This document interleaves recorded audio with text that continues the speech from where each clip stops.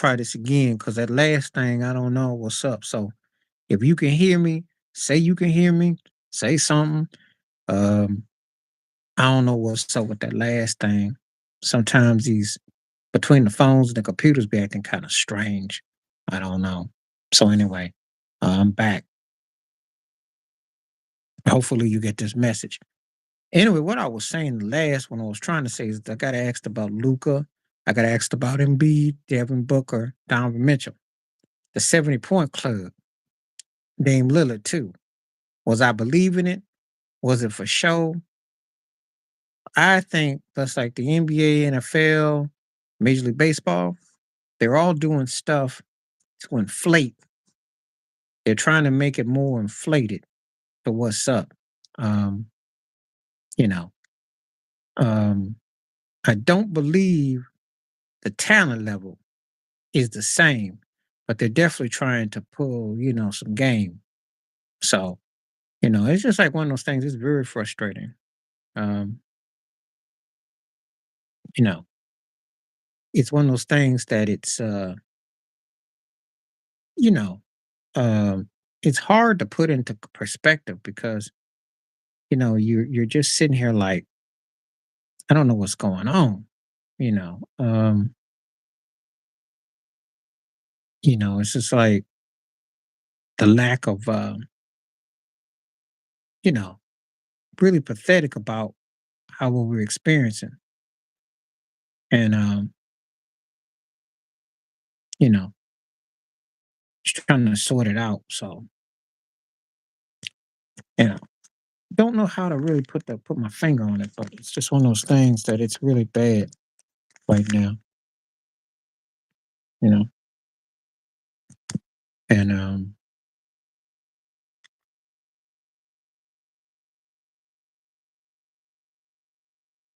you know,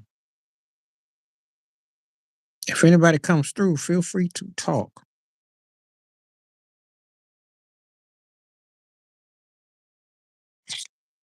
Trying to get this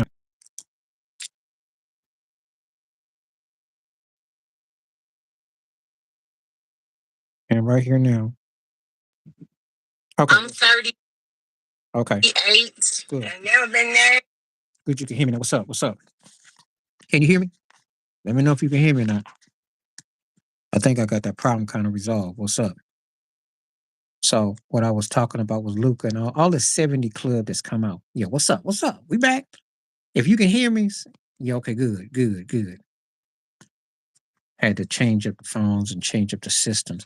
Sometimes the systems be acting funny. And all of a sudden the system went kind of dead. But I was just talking about the 70 barrage of the scoring in the NBA. It's like the baseball home runs. It's that mess starting all up again. It's comedy. It's become WWL. That's what they're doing. They're trying to push this agenda. So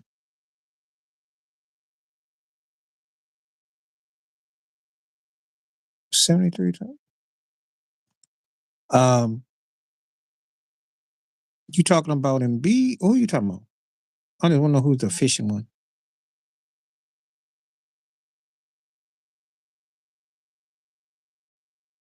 This male Karen is upset he didn't get his extra tartar sauce with his order and demands that this McDonald's employee give it to him. The man working tells him that if he wants extra tartar sauce, he's going to Luka.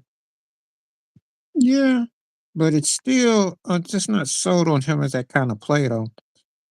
I just think that they really got it in the water to push the agenda about these guys.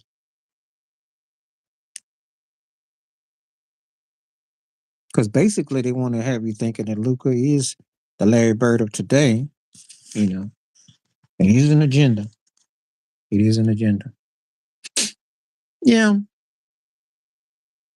it is efficient. I mean, he can score, but do I buy him as a championship player? Do I buy him B as a championship player? Do I buy Devin Booker as a championship player? Do I buy Donovan Mitchell championship player? Do I buy Damian Lillard? You know what I mean?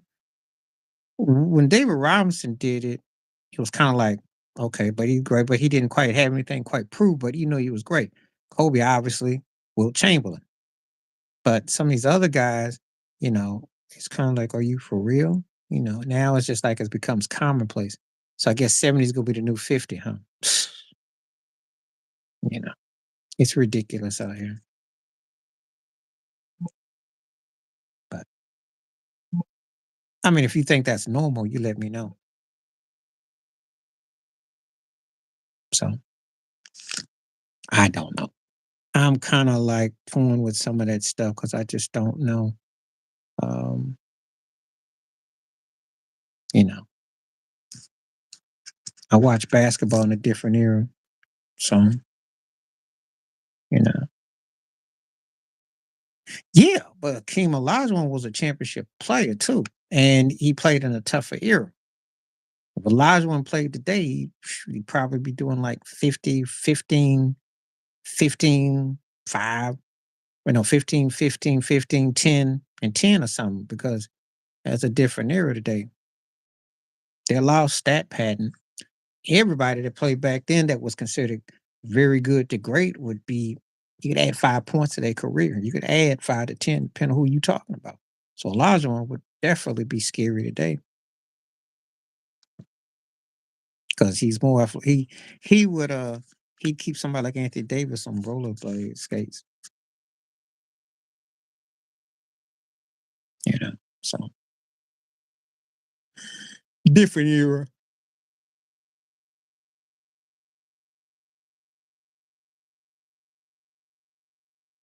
Oh, okay. Appreciate that. Well, listen, Ted, props to you for bringing the topic. And anytime you want to bring a topic like that, yeah, it was great yesterday. Because you understand there is a difference between bums and scrubs or bums that never was. And I did a video. It's coming out on you. I did the whole thing. Thanks to you. Appreciate you for that. Anytime you got a topic you want me to hit, I'll hit. That is a topic within itself because you remember I was stomped yesterday trying to talk about Josh Smith. That's how I go back and so then he's a minor broke Lamar Odom type cat, left handed, but it was frustrating. Well, right on. I love it. Yeah, but there is a difference though. Now, there's a difference. At least with a bum, he had a body out of body, maybe. But scrub, these never was's, they suck. They just be taking up space. And they got the audacity to get mad when you say you just a never was. Well, you should be embarrassed. I mean, if you were never was, that means that you just been stealing money. There's a lot of them, and that goes in a lot of professions. I was actually talking about the NFL because I was talking about Chris Sims. Buddy of mine used to always ask me about Sean Salisbury. Said, "Do you remember anything?" I said, "No." Yeah. Well, no, no. Well, yeah, yeah, yeah, yeah. He's a bum because he has moments, and he is frustrating. He is frustrating. He is frustrating. He tolerates being a second tier, sometimes third tier dude when he can be a first. He does tolerate it. Because I remember when he's with the Cowboys, you remember he used to have all them great games in Dallas and he suck it on the road. Yeah. He does fall in that class. Good call on him. Even though, like I was telling you yesterday, I really don't really hold receivers in football. It's not like basketball where I can hold a cat and say because usually if he's got a sorry excuse for a quarterback and a head coach, usually it just like the pendulum, it just falls. Yeah, yeah, yeah. Even though they'll have you think he was an MVP finalist this year, and they will tell you that with a straight face. And by default, because the NFC then fell off so much at the quarterback position, he was a top 5 quarterback because it was Rucker. They finished ahead of Jalen Hurt. Brock Purdy doesn't get Purdy is like probably is a questionable mark. Is he a game manager? Is he that good?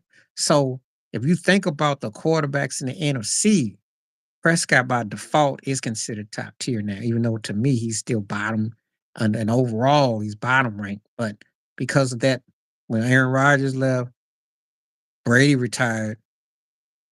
Yeah, he been a bum for a minute. But I can't really even say that. I think he's washed. I don't even want to call him a bum. I just want to kind of say he's washed because he just it fell off. It's just reality. He got old before our eyes. I had a buddy of mine who said, "Well, Brady's 40 something. How come Russell?" I said, "Because it don't men do with age. Just like Cam Newton.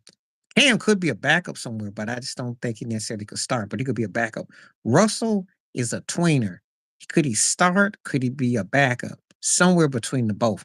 But is he the guy he was even 5 years ago as a start? No, no, no. I think he bulked up so much in Denver that I can't even tell you that it did in his wonders for his physique worked out. But yeah, like I said, but football is a little bit different than other sports.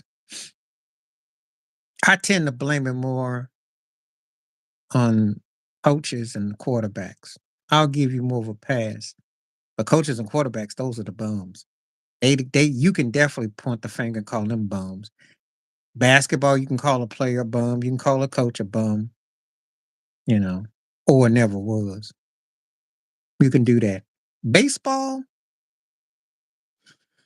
you could call them bums. Baseball never was is a guys who probably played about 5 years and they never really turned it into much of anything. They couldn't even bat their body weight. That's the never was. Bum though is a cat that at least he showed you something, but he just kind of got in there. I don't feel like doing it no more, you know. And then he bummed around and you kind of like lost, like he just became like a joke. You know? But when you wash, I can't really. That's like Russell Wilson is washed to me. So I don't hold him, you know, he more washed. So I don't want to call him out all the way, but he more washed. And I do this with music artists too. If you must know, there's some cats that are bums or they never was. You know, like I call Neo a bum. You want to say Ben? You know what? Ben Simmons is probably a link between the two. Because if you think about it, right, he's a unique situation. He had potential to be something, but he settled to being a bum. Then when you think about how long ago it's been, and he never quite got to the even Skip Bayless. Oh, I'm gonna tell you about Neo. I'm gonna go back on Neo. Skip Bayless talking about the Nets spanked the Lakers because they with it without Ben Simmons. I don't even look at Ben Simmons no more as an elite or a guy like that. He's almost a never was because in a way, he never got to fulfill potential. And if Danny Gallinaro is scaring you to take a layup, you scared to get free throws. I don't know. No, Neo is a bum. I'm gonna tell you something. He was a one note Johnny who learned a couple lines off of Michael Jackson's "I Can't Help It" in Human Nature. Built a career for milking off a couple songs. Pretty much a good entertainer. A good entertainer. Not a good songwriter, but he ain't exactly like they kind of use him like a lounge act. So you really don't look at Neo. Did he ever get to Usher level? Was he? Did he get past Chris Brown? Better singer, decent songwriter, but kind of middle of the road, kind of that John Legend lounge act. So that's kind of bummy for me. I'm hard on my music artists. Okay, will you ever start talking about music? Some people,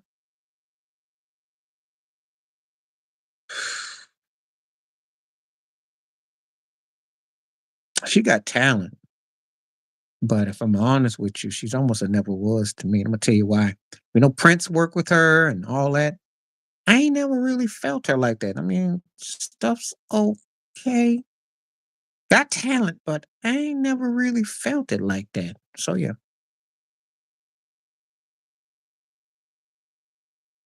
Yeah, bug dancers are well, except for Tim Scott. Tim Scott's a never was, okay? So okay, we're going to washed.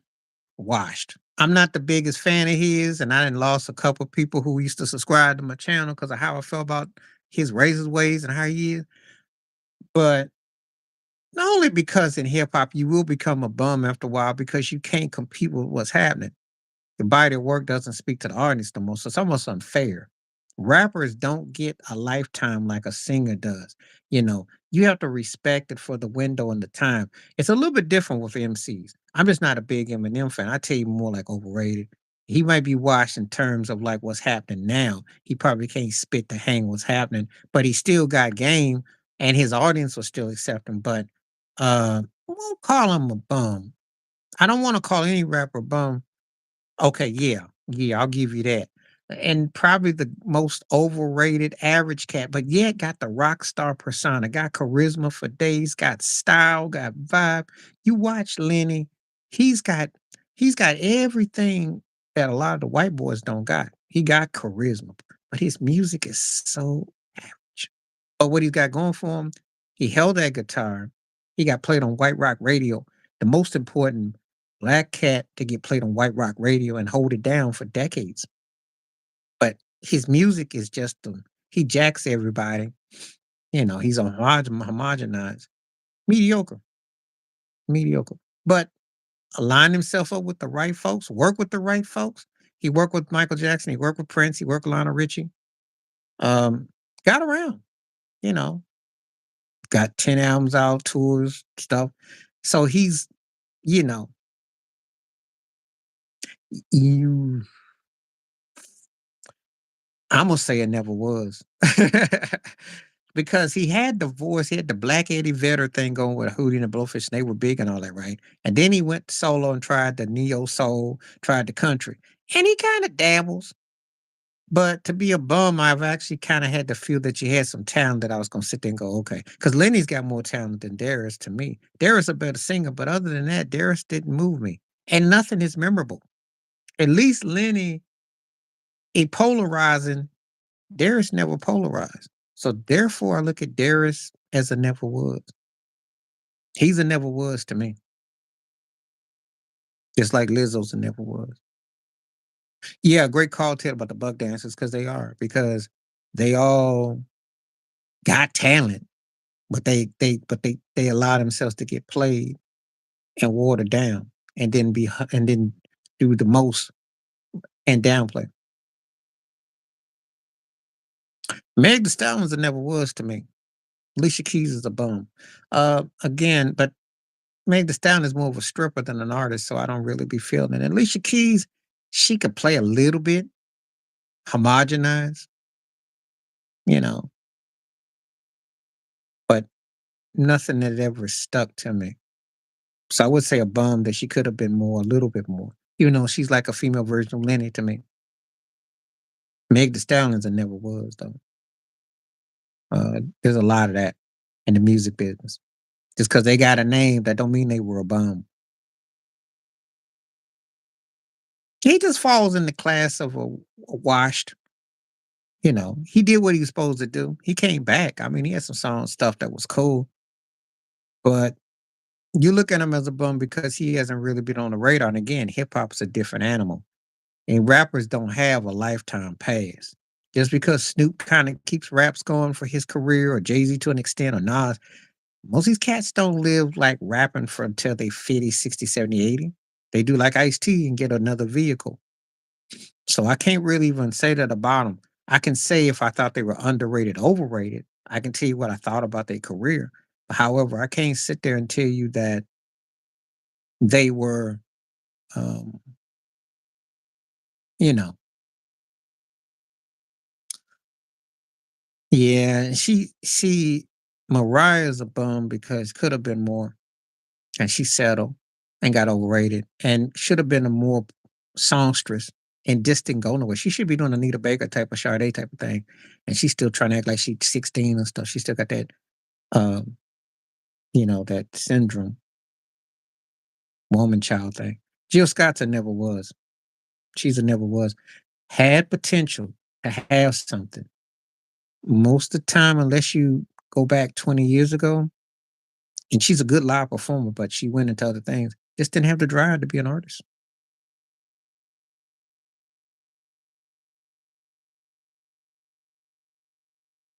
You know, just didn't have the drive.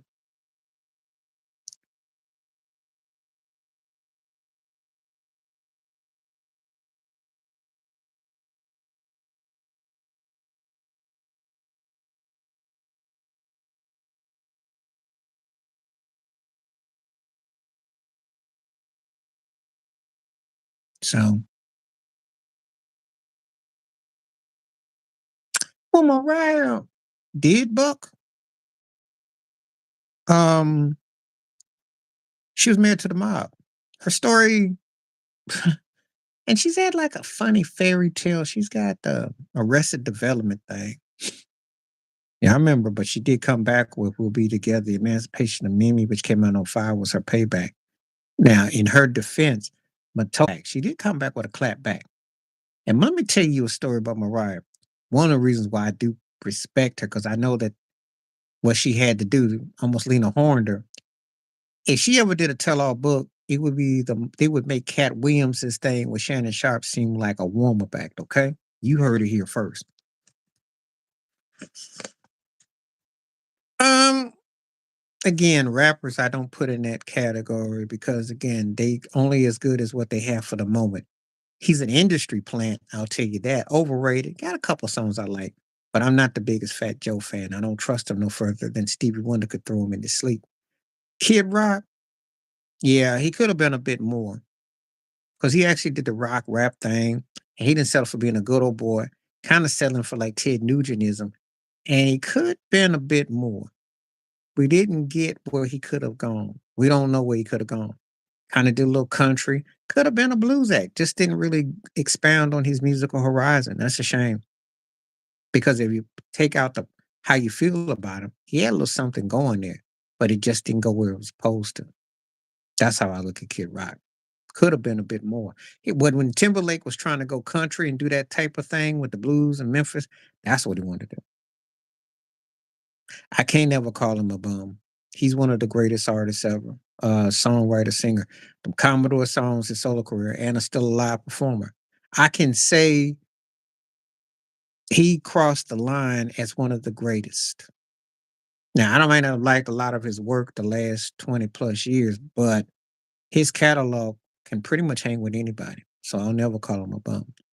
Not him. Because his songs were that good. And a lot of people wish they could write like him. Alabama.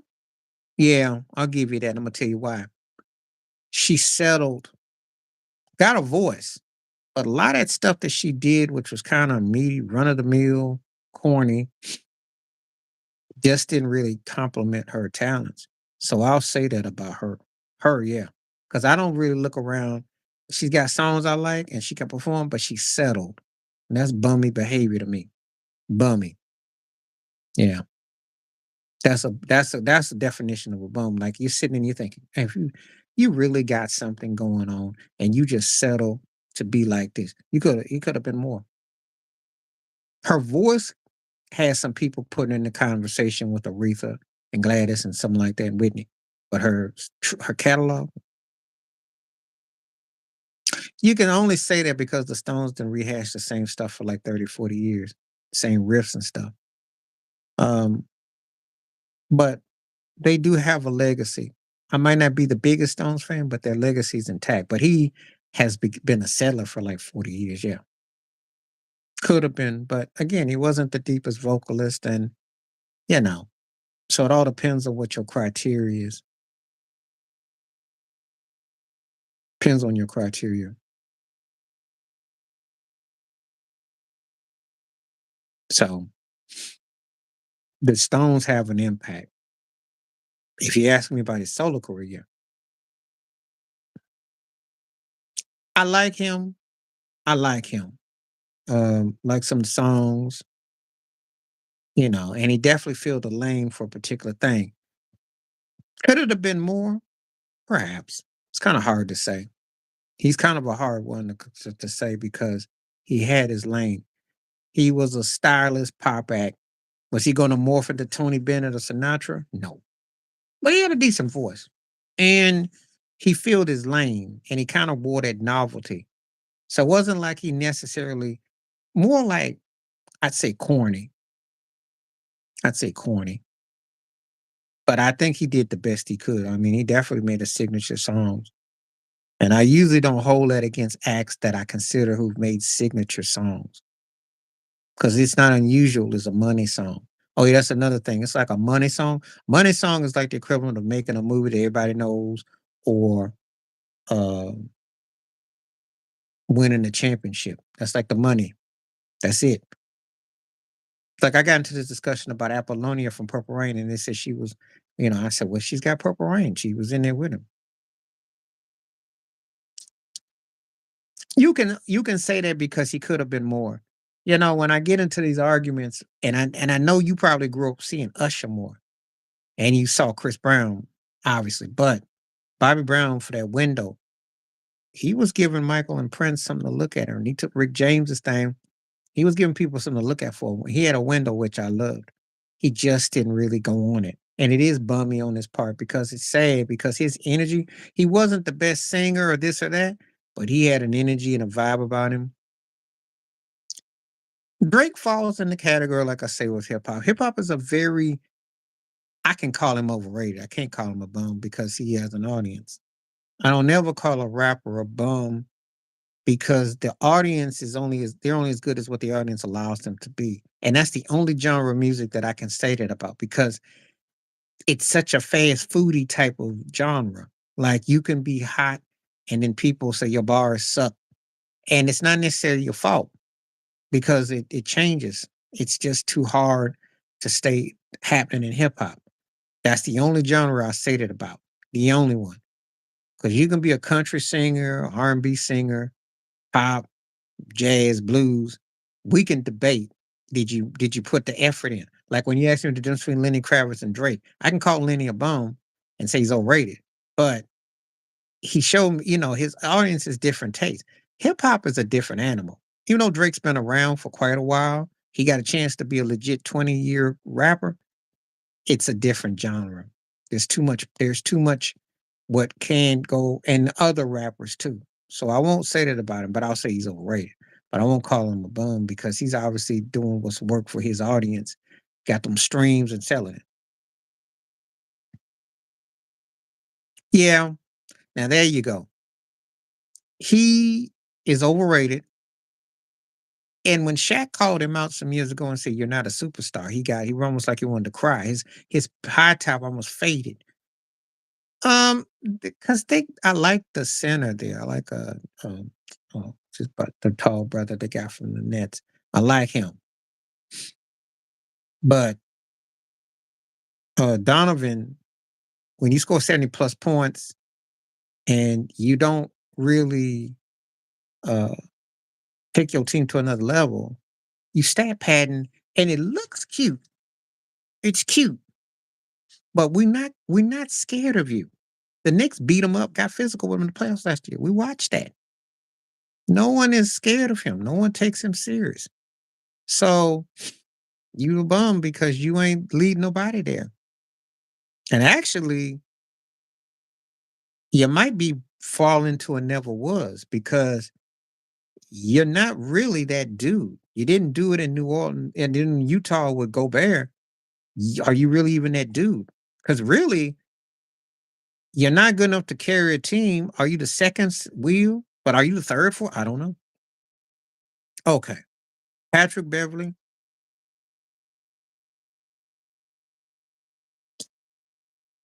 I guess, and I only say that because his defense might fall because he plays along there. He trolls so much, but you could get a little bit more out of him. But what can you really get out of him? I mean, he's a defensive cat, but is he got anything else? I mean, he gets traded to everybody, and he trolls. So he's a real interesting one.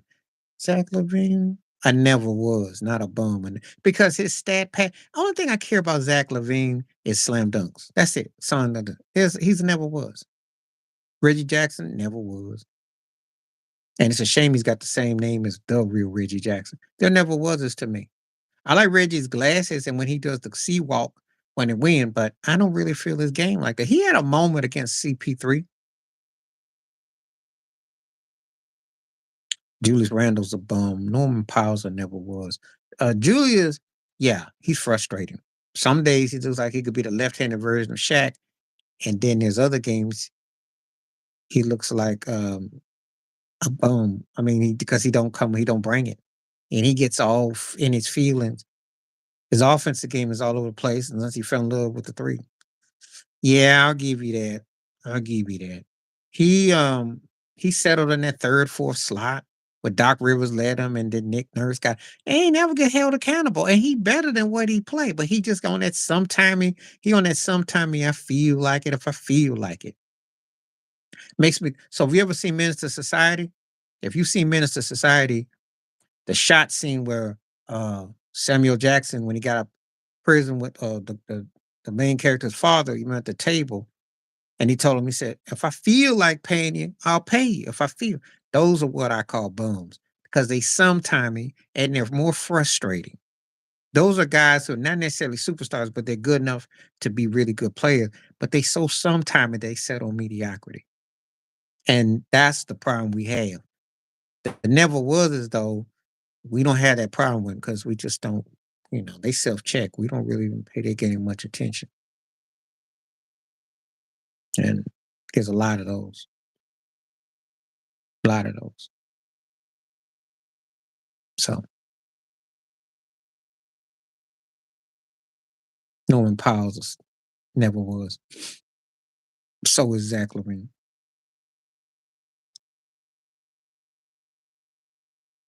Well, yeah, but not really, because if you're a scrub, you never was. That's the difference. The scrubs is the never was. The Adam Morrison is the scrub never was. See, that's what I'm trying to tell you. There's a difference. Bums are frustrating because they got potential to be good, average at best, and they settle for it. And they just settle and they just kind of do what they want and they get loud. Scrubs is a cat, he never was. He could do one thing, but he ain't even that good at that. And he just sit there and he be collecting checks and pound the bench.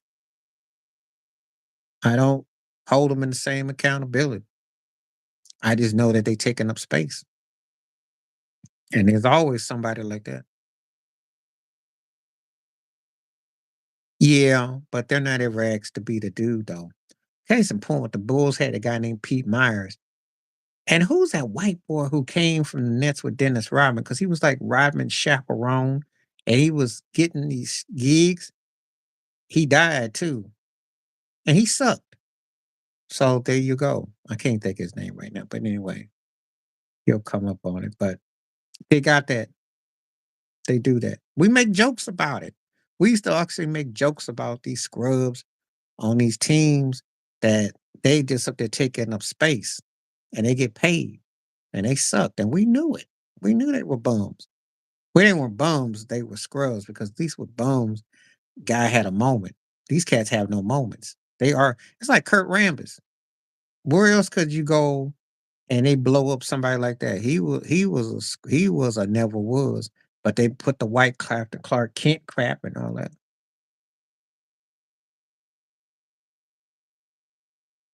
Well, if a bummy cat actually had something, I can almost see it to accept it a bit. Scrub, I'm like, you ain't do nothing. See, Michael Jordan did that to Tyronn Lue. He told me, he said, your ring don't count. Remember when they played with the Wizards? He said, your ring don't count.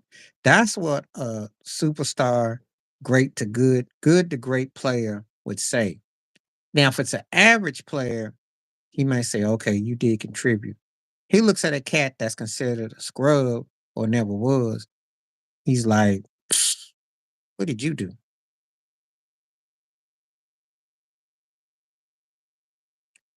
Gary contributed to the Heat. He did some passes to Shaq. He did some work, you know. Um, he did some work. He obviously he wasn't the GP he was with Shaq in LA or where he was playing in Milwaukee, and obviously not the guy in Seattle, but he wasn't no bum. Gary did bring something. He brought something. He just was washed. That's all. He was washed. You know, he was at the end of the ropes trying to get a ring. He was washed. It's kind of like Mitch Richmond with Shaq and Kobe. He was washed. You know, so and that's what I don't want to call them cats bums when they were great and then they get washed because they just get old. That's all. They get washed. You start to get washed. You know, so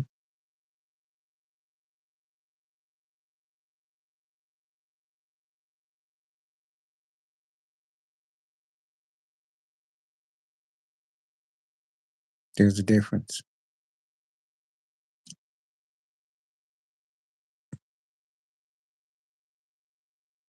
Yeah, he just got old. He got old. He got old. But in his prime, um, he just got old. That's all. It's actually the owner. He got old. And I know it's tough for him, he got washed, but he was never a bum. Because I saw he got his potential out. He's a never was. And I blame that in part to Derek Fisher because Derek Fisher was macking on his girl back in New York. And he said he was so worried about Fish macking on his girl. He's a never was. You can tell his daddy I said so. He gonna hate me for saying that, but he was a never was. He got the name, but that's it. And he shouldn't even have the name. He's a never was.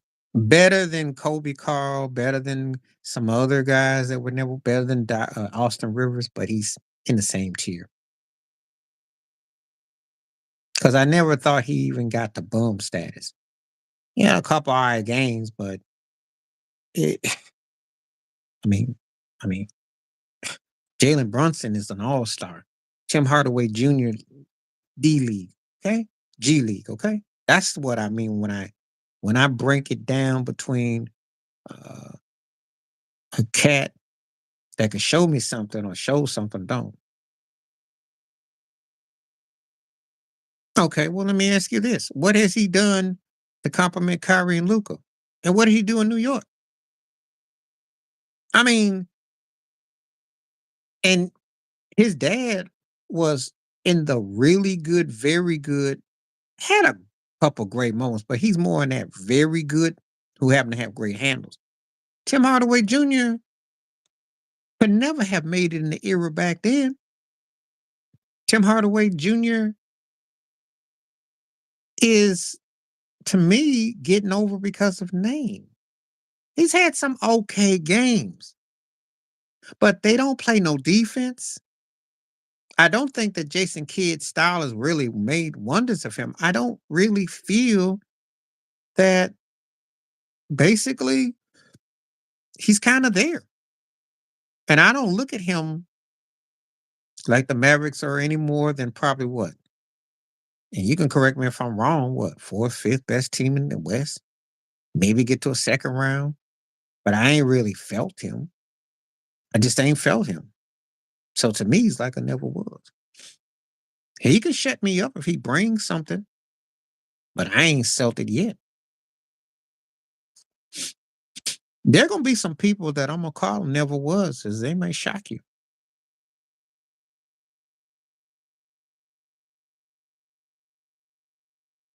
Never was. And not really that deep on them. I mean, see, to be a bum, I've actually had to seen something that I can debate you with. That I thought, okay, you were average at best. You're good enough to play in the league. But if you're gonna walk around like you playing for a team and you got a position, you gotta be like consistent. And if you're not a bum, well, we could bench you or find a trade for you or put you here, then you never was. And there are a lot of never wases. There are quite a few cats. You just ain't named them. Might shock you. Because the reason why I call them never was is I'll say there are more never was now than there were back in the day. Because he's a never was to me. He had a good position in Phoenix. He outplayed Anthony Davis when they went against the Lakers. But he's halftimey, but he ain't even halftimey now. He crying in Portland and says he done all he's supposed to do. I'm like, what have you done? What have you done? Because on a team, this is how okay. Let me explain it like this. Chris Paul in his prime, he's not seeing him. Devin Booker, he's not seeing him. Kevin Durant, he's not seeing him. You become a never was because if I can name three other cats in position, you're the center and you're not on par with them. You're the problem. He was the problem. They traded him for Nurkic, who's a never was. Now, Aiton will be look like a bum to you because he's a better player, but really ask yourself, did he make the team better?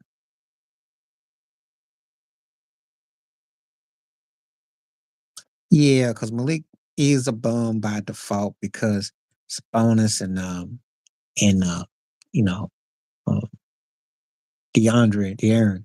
He could be more, but he's just not consistent. And he's bordering on being a never was because he doesn't play even enough to be a bum. Nobody on Utah is a bum because they're a bunch of never wases. They are a team that's average because they can score points, but they're not a team that has anybody that's memorable. Who's memorable that's playing for the Jazz right now?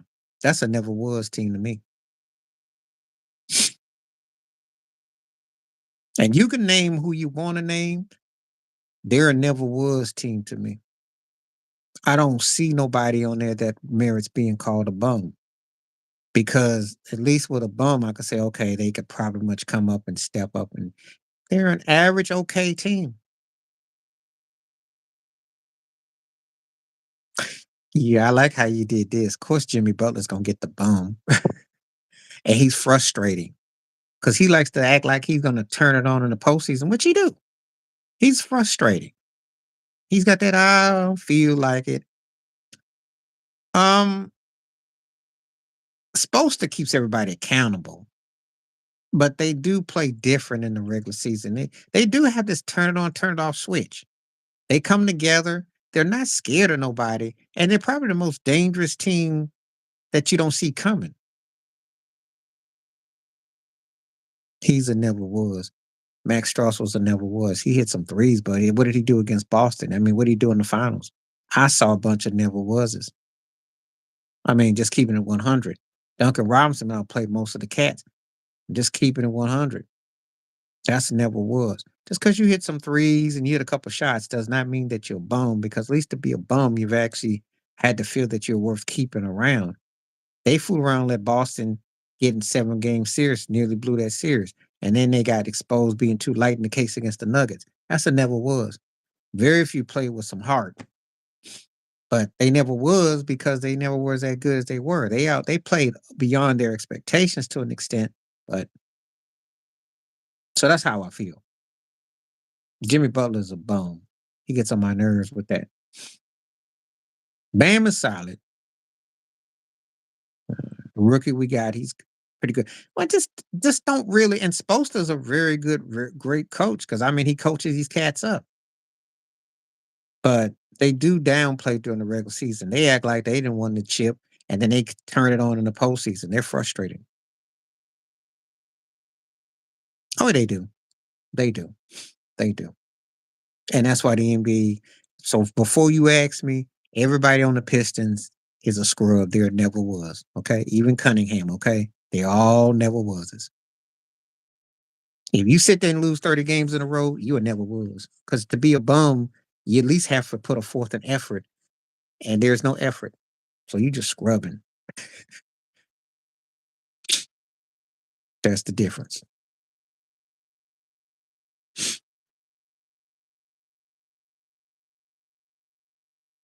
They do. Because it's a copycat league, and plus there ain't a lot that separates people. The people know they're in the NFL too. Hmm. They know it. I'm not saying nothing. Them cats know. Shoot.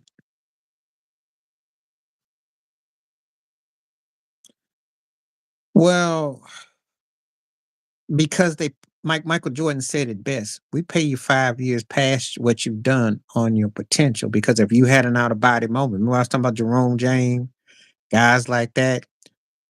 Even though Jerome James was really a never was, who masqueraded like a bum. He looked like he had something. You get fooled by that. You can get fooled by that. But see, a cat like that will cash in a chip because he went off against Tim Duncan, and they'll be like, okay, okay. Never was is never get it. But they end up getting hooked up in other ways. People will put a microphone on a never was. They will. Mm. See, he was washed, but his potential, what he did in Chicago, what he looked like in his past, is what made him attractive. I get it. That's what I'm talking about. Cat can have about 3 or 4 decent, good, maybe look like he may look like an all-star, right? You get him 5 years later, he get hurt, or he just don't really play and fit your system, you stuck with him. But that's what you pay. That's what happened with Jeremy Lin. He had those 3 weeks in New York, and he bought himself a 6 year, 7 year career. Now, was he a bum? No. Was he a never was? Yeah. Because it was basically a mirage. You get the two twisted. But in reality, he was a third tier guard on a good day.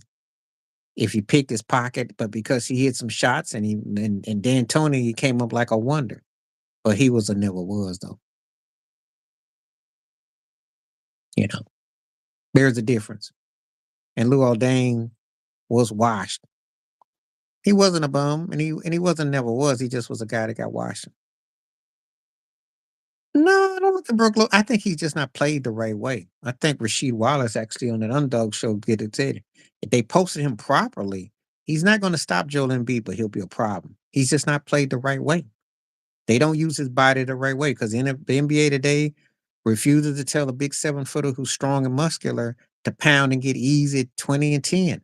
He has to shoot threes. He has to fade. He has to do things to complement what they want with Giannis.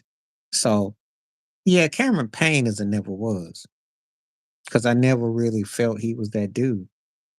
Decent, but I never was. I mean, he played hard in spurts, but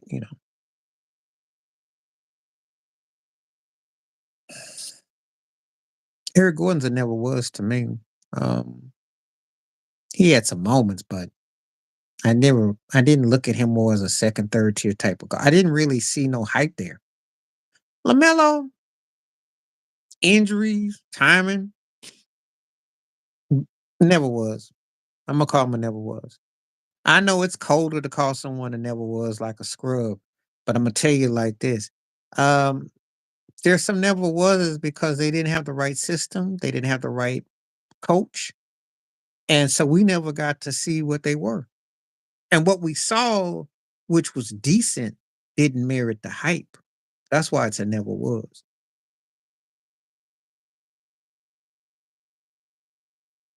But being a bum is better than being a never was. Because his team sucks. It's stat pattern. And if he was a bum, his team would be at least 500, be more consistent. Nobody wants to play with his team. What's their record? What's their record? What's their record? Find their record for me and tell me where they rank.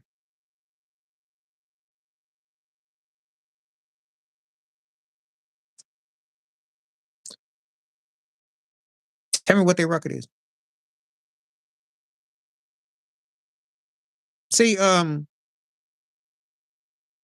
look at Bradley Beal as a never was too, because he scores a lot of points and puts everything up. And yeah, they beat the Lakers with him playing, but he's not that dude. There you go. What am I supposed to do with 10 and 33? What am I supposed to do with that? If he was a bum, his team would kind of merit more average and he would at least have someone to play with and run with. He stat padding. Look, I applaud his father's pimping. His father is like the Don King of NBA. I'll give you that. I the fact that he's been healthy and he can play a bit. But he ain't a bum because a bum would will that team to more than 10 wins in a weak Eastern Conference, in a weak NBA. You do realize they got what, 6 more wins probably than Detroit? And you're telling me that's that he's a bum. He's a never was. 26, 8 and 6. No, I like Banchero. Banchero's showing me a little something. He's a work in progress. I'll call him a WIP, a work in progress. not a bum, because they got a chance if the Heat get cute, they could win that division. And you asked me that before the season started. He's decent. He's decent. That's where Lamelo Ball should be. Lamelo should be right where Bacharo is. He ain't. He ain't. Don't let stats fool you. Because you can be a stat pattern and be a never was. You know, when you score a lot, but your team don't win a lot, and it's like the Zach Levine syndrome. That's a never was. I know he won slam dunk contest and he got hops and he makes some threes and he'll score some points. Team don't benefit from it. So who's it benefiting? And you're not a bum because it's not like you gonna turn it on and we might steal a playoff series. He's a good player, overrated. I don't call him a bum. He's obviously known, so I can't say, but I will say this though. I will say this. He was on the verge to me. It's just my personal opinion of being a never was in Portland. And I'm gonna tell you why. Because for all that scoring, and he did get to the second round, if he stays out there and they keep on struggling and scrubbing, he's a stat pattern, which even though I know they put him as one of the 75 greatest players, and we're gonna debate that. But what did he do? What do you last remember that he came up big? Yeah, he had big shots and Dame time and all that, but really? See, no, Sabonis is legit. He's second best to De'Aaron Fox on that team. He's good. He's come a long way. I don't know about this triple double mess he be pulling, but he's good. I don't know about what his, but I don't know. Draymond stepped on the right side of his chest because that turkey been balling this year. I've been watching him. Brandon Ingram is a never was. I had a lot of hopes. Baby, I'd said and I knew his cousin. And I kept thinking maybe he'll be the baby Kevin Durant, but it just don't seem to triculate. They just don't really go as I want them to go. I wish he was a bum because I wish it was like he have an off day and come back, but he's actually falling into the Andrew Wiggins web. About to be a never was. Just because you win a championship and you come up big and you look good, it doesn't mean that you're a bum because to be a bum, at least I had to see something about you that said, okay, and I say you just rolled over and was mediocre and you just rolled over. But when you never have really taken your team nowhere,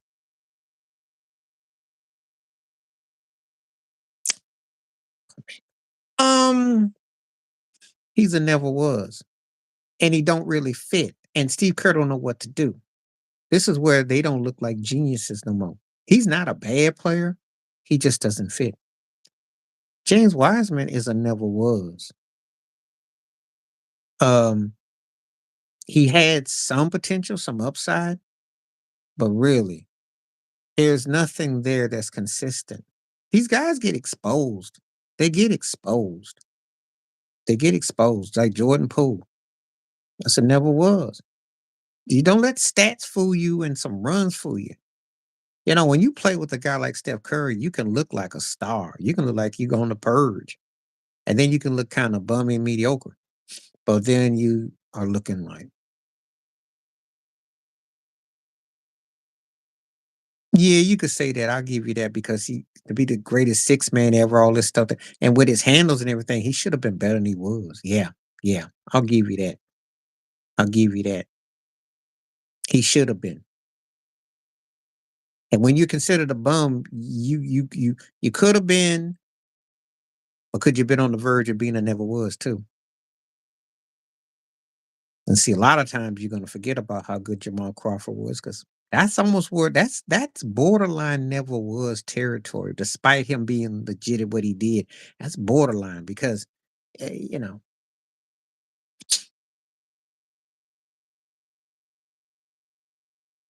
Nick,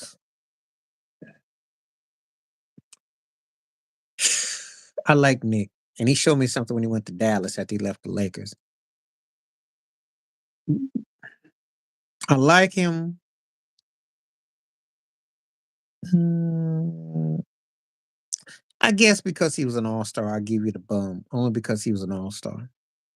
If he wasn't an all-star, I'd say it never was because it didn't really end and it got kind of forgotten. But because he was an all-star and playing with the Lakers, see, that also depends on who you're playing with, what you do. And he had moments, but it didn't last long. Marbury, yeah, yeah.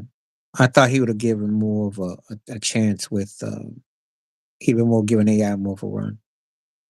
No, I like Bruce Bowen. He did one thing right. He knew how to step on your toe and do his style of defense and get away with it.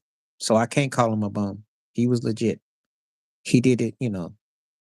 We used to joke about him. We used to call him the Nation of Islam, the Bean brother, the Pie brother, because he definitely was like smiles like a salesman, and he just would step on and get physical with you and do the little tactics. Michael Finley, I like Michael Finley, but I'm gonna say it never was because we never got what we should have got. That kid that went against Jordan in that 1-on-1 in Chicago and play got hurt. He did all right with the Spurs. Than he was better than actually Nash and them at the time, but we never got the fullness of him.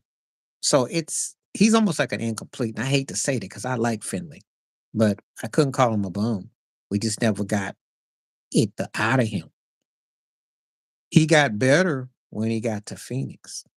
When he was Philly, he was a never was. He got to the West and got older and got a 3-point shot when Kobe was talking about the octagon. He became legit. Can't call Chambers a bum because he was good. There was no expectations though. He a white boy who had some spring in his behind. But I never, aside from that All-Star game when Magic made him look good, I I can't say that about him. I can't. Oh, you mentioned Kendall Gill. Um, he had decent defense. I used to know a chick who used to be a hairdresser. I think she was messing with him. If you saw her, you'd be like, who got the better end of it? Because she was okay looking. But Kendall was macking. But um, I can't even. To me, he was a never was. He had some okay moments. I never was really big on him like that. I thought he was okay. He just okay.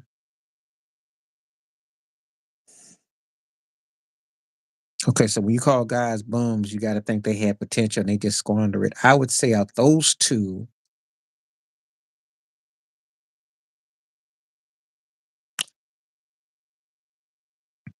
I like Nick, but I'm gonna tell you he was a never was because I missed all them free throws, but I just never. Oh, I'm gonna tell you that in just a second. Nick never really reached his apex. So really, what was his apex? Terry Porter was good. Could he gotten more? Perhaps. He did get to two finals. He was in the Western Conference. So I'll give you that. Nick, we never got nothing else with Nick. So this chick, she Asian and she looked older in the face. I remember I was out in Washington State and I was out there and she uh talked about him because she knew it wasn't just some group, First of all, not a lot of women was gonna be up there talking about no Kendall Gill, okay? So that was very believable. And she got around. I forgot how it was. And once you understand how some cats their scorecards are with some of these chicks, they ain't always pulling dimes. They be pulling the pennies out the you ever your grandmama somebody had like some mint candy and it was glued on to the pennies and it was sticky. They picked the sticky ones. So she was a sticky one side. But anyway, she had a story about it. And he picked, yeah, yeah, she was kind of like one of them chicks you just didn't think that would, but yeah, it was a trip. But no, she wasn't. He did mess with some bunnies though, and he had a little smug arrogance about it. I remember when Jordan and him got into it, he was a little cocky, you know. Jameson was a never was. I know he scored that 50 piece, but I never felt his game was like that. Latrell, I would say that because it could have been more. He was frustrating. He was frustrating. because it could have been more, should have been more. Now that's bum. Good call. Jameson now. Gugliotta, he was and never was. He had some moments and played all right, but I never sat around thinking that Googs was gonna be some coming up play. I mean, like he just kind of he did as best as he could. Got more out of him than he probably should have, but I never thought he was that deep. But Latrell, good call. Yeah. Yeah, that's a bum right there. Because that guy should have been, we should be talking about him better than he would. Oh, yeah. Where I used to live, me, my boy was cracking up on the, but this was like this broke drive through place we went to. And I said, he picked up, and even Snoop clowned on him. I was like, yo, you a great golf player, but you ain't no player. You suck. So he didn't have the game. She was fine. I'll give you that. She was stacked. She was stacked. And I think of all the chicks he messed with, I think there's only about Lindsay Davenport and probably like one other chick that had some that was memorable. But 20 of them chicks, you could be working at the dollar store and pull that on your all on a break. That was not arm candy. That was the reject dollar store candy. Yeah, I'll give you Big Country. Because Shaq said he gave him his most problems, and I believe it. He was like built like Jokic. And he had some moments, but he just didn't develop into nothing. I give you that. Big Country was like a precursor body wise to Jokic, but yeah, Jokic game. He had Oster tags type. So yeah. But good call on the trail. See, that's what I'm talking about. A name. And then see, yeah. Yeah, cornball brother. Kind of like Kobe was too. Don't let all the intellect fool you. All these cats mess with some low budget chicks and you know, um Tiger messed with sloppy second, sloppy third. At least Jeter gave them all a softball and a wine bottle and a fruit basket. Tiger give you a old stank coupon, but he ain't had no skills. He's one of them nerdy brothers, and he was making black private part jokes. So what you expect? You know, he was a man child.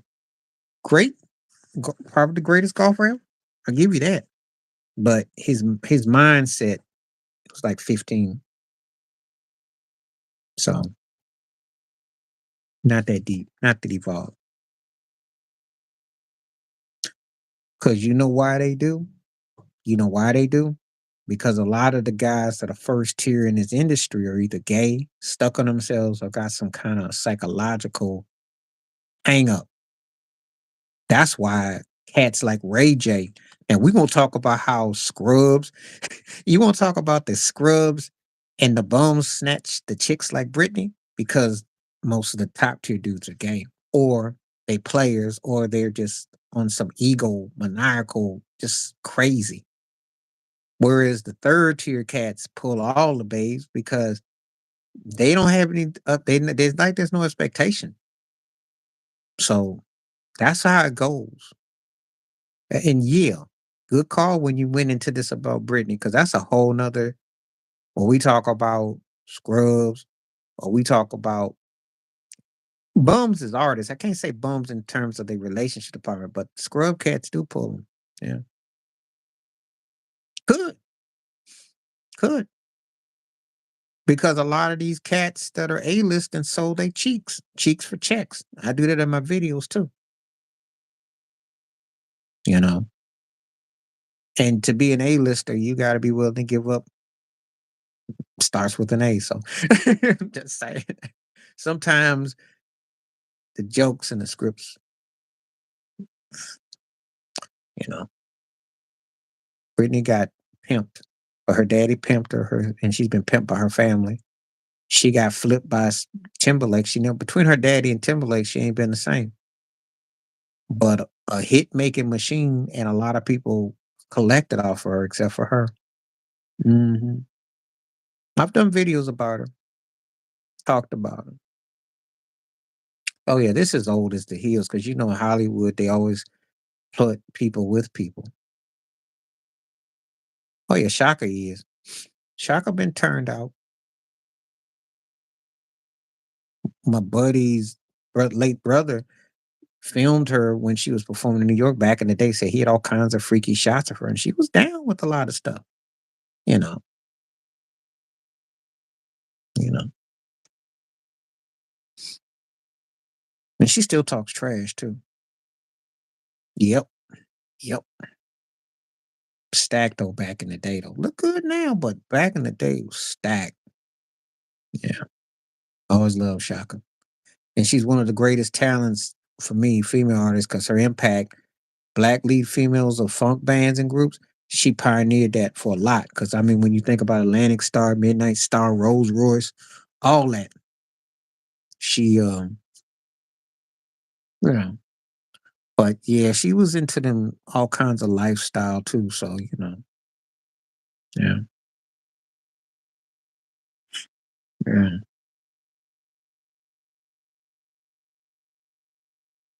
yeah, typical Shaka. If you talking about back in the day too, Shaka, because she had that wild thing going with that hair, and she had that thing. Greer was fine, but Shaka had that animal thing. It was something about her. Like if she had been on the big screen, she could have been even bigger because she really was like felt the. She had that rawness. But Pam was bad though. But I got to give it to Shaka. Shaka's hair kind of took it to another level to me. Mhm. She definitely had animal instinct about it. Pam bad though. Pam had them core, docile, light eyes, though, which unlocked her. Whitney was a model, man. Whitney always was a pretty woman. I just don't think Whitney was necessarily for the. I think she's more with the why. But she's a beautiful woman. Just I don't think she was really about the dudes like that all the way. Diana was had an aura about her, the right wigs, and she had the it. And she got better looking, when she started eating a little bit and as time went on. And she definitely like a lead it. But Whitney had a natural beauty though. There's something about Whitney that was just a natural beauty.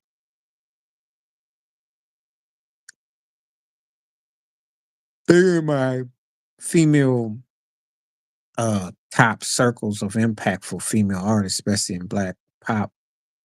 They are in there. Because you can't talk about black pop without talking about Donna Ross because of what the Supremes and being a leader. That's what Beyonce ate off of. That's what you want in a leader. She had that lead. And Whitney's voice, so they both got their place.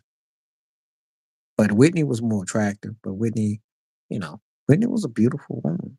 Model on. For me, Tina Turner. Them legs, man. Tina, yo. Mariah was cute, and the Daisy Dukes and stuff like that. But something about Tina had that rawness, yo. That raw. That gut bucket raw. And Mariah, you know, her complex stuff like that was cool. Her hair, certain things, but Tina had that rawness though. Just that raw. That raw.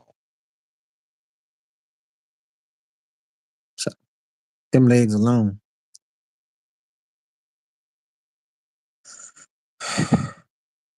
Well, I had a crush on Janet when I was a boy. Janet was sexy to me. Probably her best era was somewhere between when she started to hit. Actually, I say from '86 to about the way that's the way love goes. I thought that was her most sensual era. She was stunning. Tina had the legs, but if I had to pick out the three, it's Alicia Keys because Wilbur's right. She just doesn't really feel the dudes though. That's all. Stack. I remember when she was in that video with Method Man. If I ain't got you, stack. But I didn't know who was harder in the video or who was supposed to be softer in the video. I'm just gonna keep it 100 on that. I watched that video. If I ain't got you, and they putting the furniture in the house, and I'm like, because to me, them braids was she was like Jada, except she looked rougher. I was like, Queen Latifah could love some AK. I'm just keeping it 100 because she them braids was hard. Like I was bumping, but she just was raw. It's like, uh-oh. I think Method Man might start squealing. I was like, I hope I hope he don't be no sound effects. Like, help. Because if you know Felicia Keys had Tony Braxton's voice, oh boy. With that,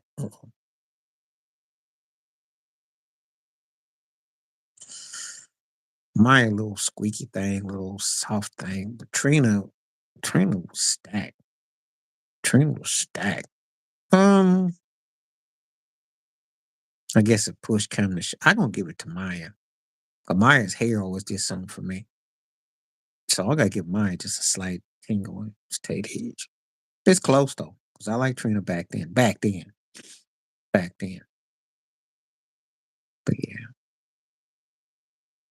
Yeah, I'm glad you laughed because that Alicia Keys thing, man, when them braids were scary. You know, she did You Don't Know My Name when she had Most Def in there. She said, You want coffee? She had that New York accent. And them braids were scary. Like body was stacked. I'm like, she ain't the most feminine. That's why they pressed her hair up.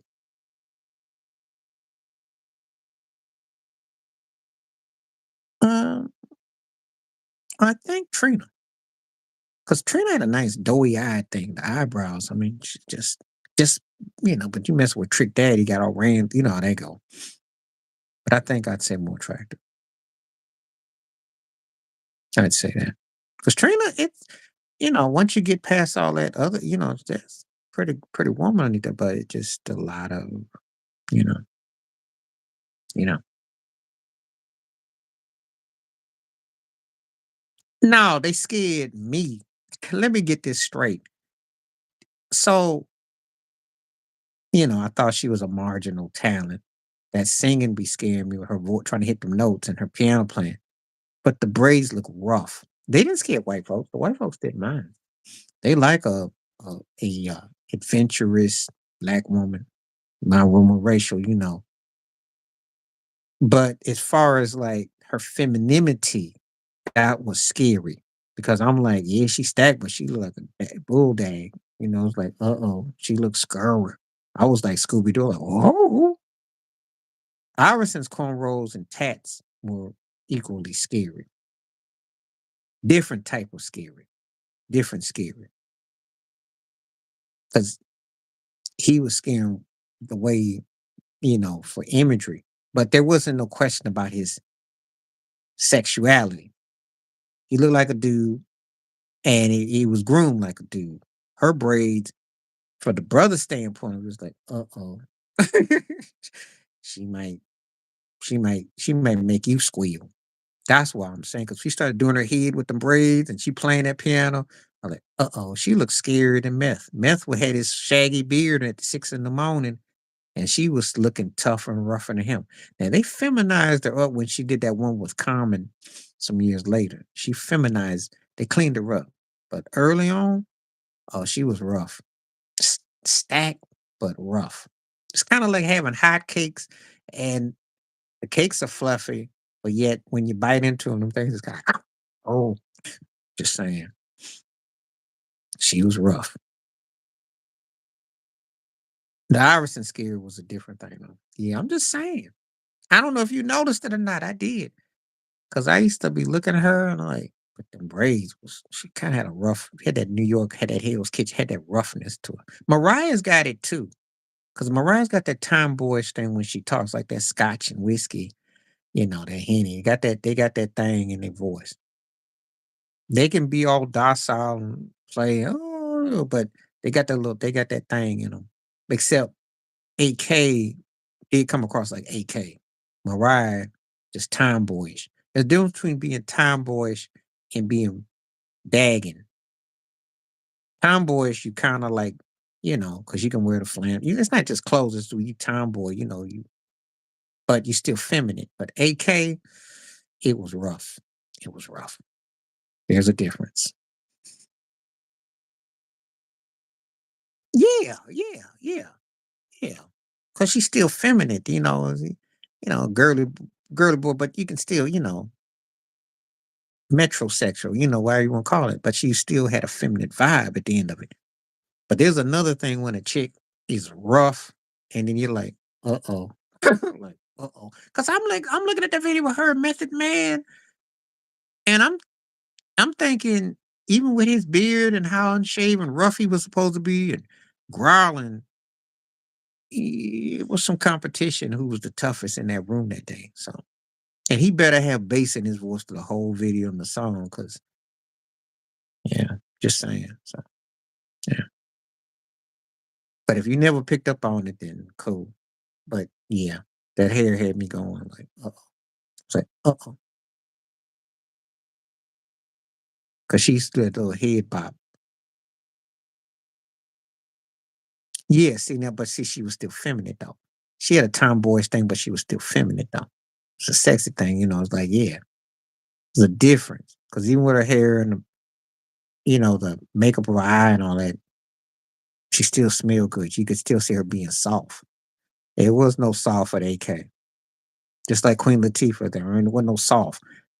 Nice looking woman, all that. But the lights go out and she say, I'm gonna knock you on your nose. I'm gonna give you a Will Smith two-piece special. You be scared. You might hear some guys go up a whole octave. Just saying. There's a difference. Funny, we going into this direction because there are some scary women in the industry, you know, and they ain't playing. But Left Eye was, yeah, I always liked her. T-Boss too, you know. They just had a divorce and a persona tomboyish, but they were, you know. There's a difference. There's a difference. Dealing between being tomboyish and then like a chick that she's scared, she rough you up. And she'll snatch your girl too. Mhm. Missy is for the home team, okay? She'll snatch your girl up, okay? She'll snatch your girl. There is no scary. She'll snatch your girl. I respect her contributions, even though I don't know about her being Hall of Fame and all that, but she'll snatch your girl. I'm gonna leave it like that. I seen that video with her and Tweet was tweeting, just saying. And she liked to lead a little bit too much for my taste, but that's another story, another video. Courtney Love is soft. She played the drugged out role and all that. She's soft. She's soft. She gets high on them drugs, but she's soft though. But Missy don't be playing. She likes the same thing the cats like. Meow. Just saying.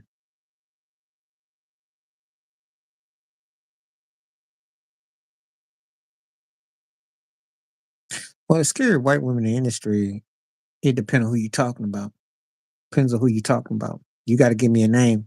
I can tell you. They use them, but how much scary are they?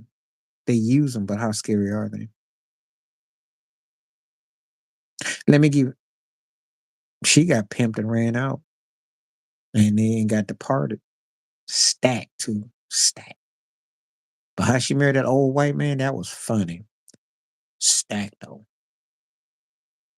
stacked. But got turned out, and that whole thing with the with her husband, it's crazy. But she got turned out. Precursor to Britney. Said Britney survived. That's what they do. And them blondes, that's what they do. So think about that Marilyn Monroe thing.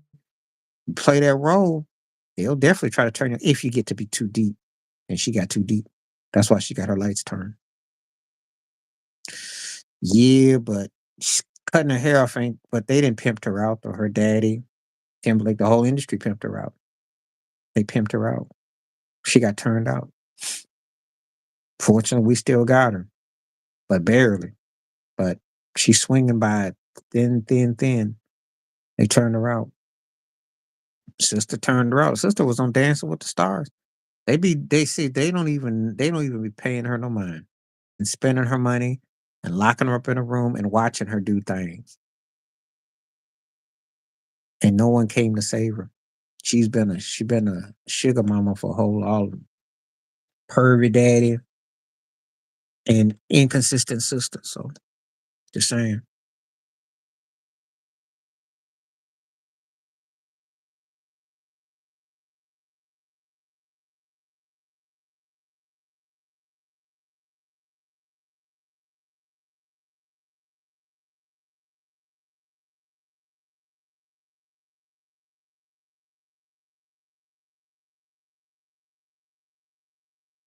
So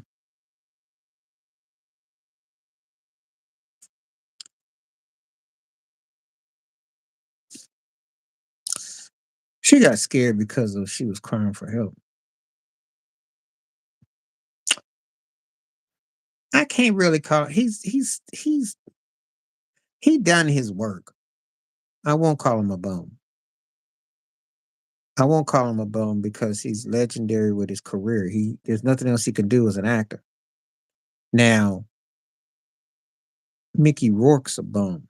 That guy could have been better, and he settled for mediocrity. I won't say that about Hanks. See,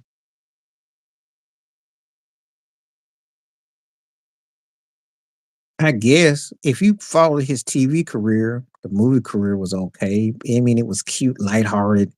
The big, the big chubby, like safe uncle eats bologna sandwiches kind of thing. And a one trick thing, I guess.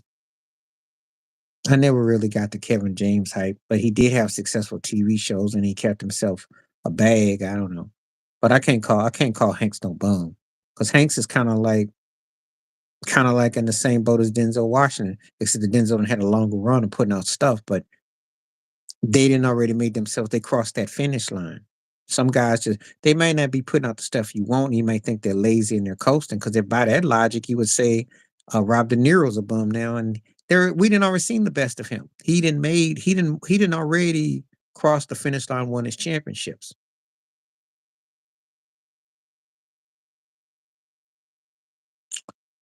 Cedric. Okay. I know I dislike LaMelo Ball. I'm going to say this about Cedric. He's accomplished, but he's also like I never was to me because he always was the sidekick to Harvey. He's a sidekick to whatever he does. So he's never been the frontline dude. So to be a bum, you at least had to show potential that you could actually carry something or have the upside to be good or be something. He always was a guy that was kind of like there.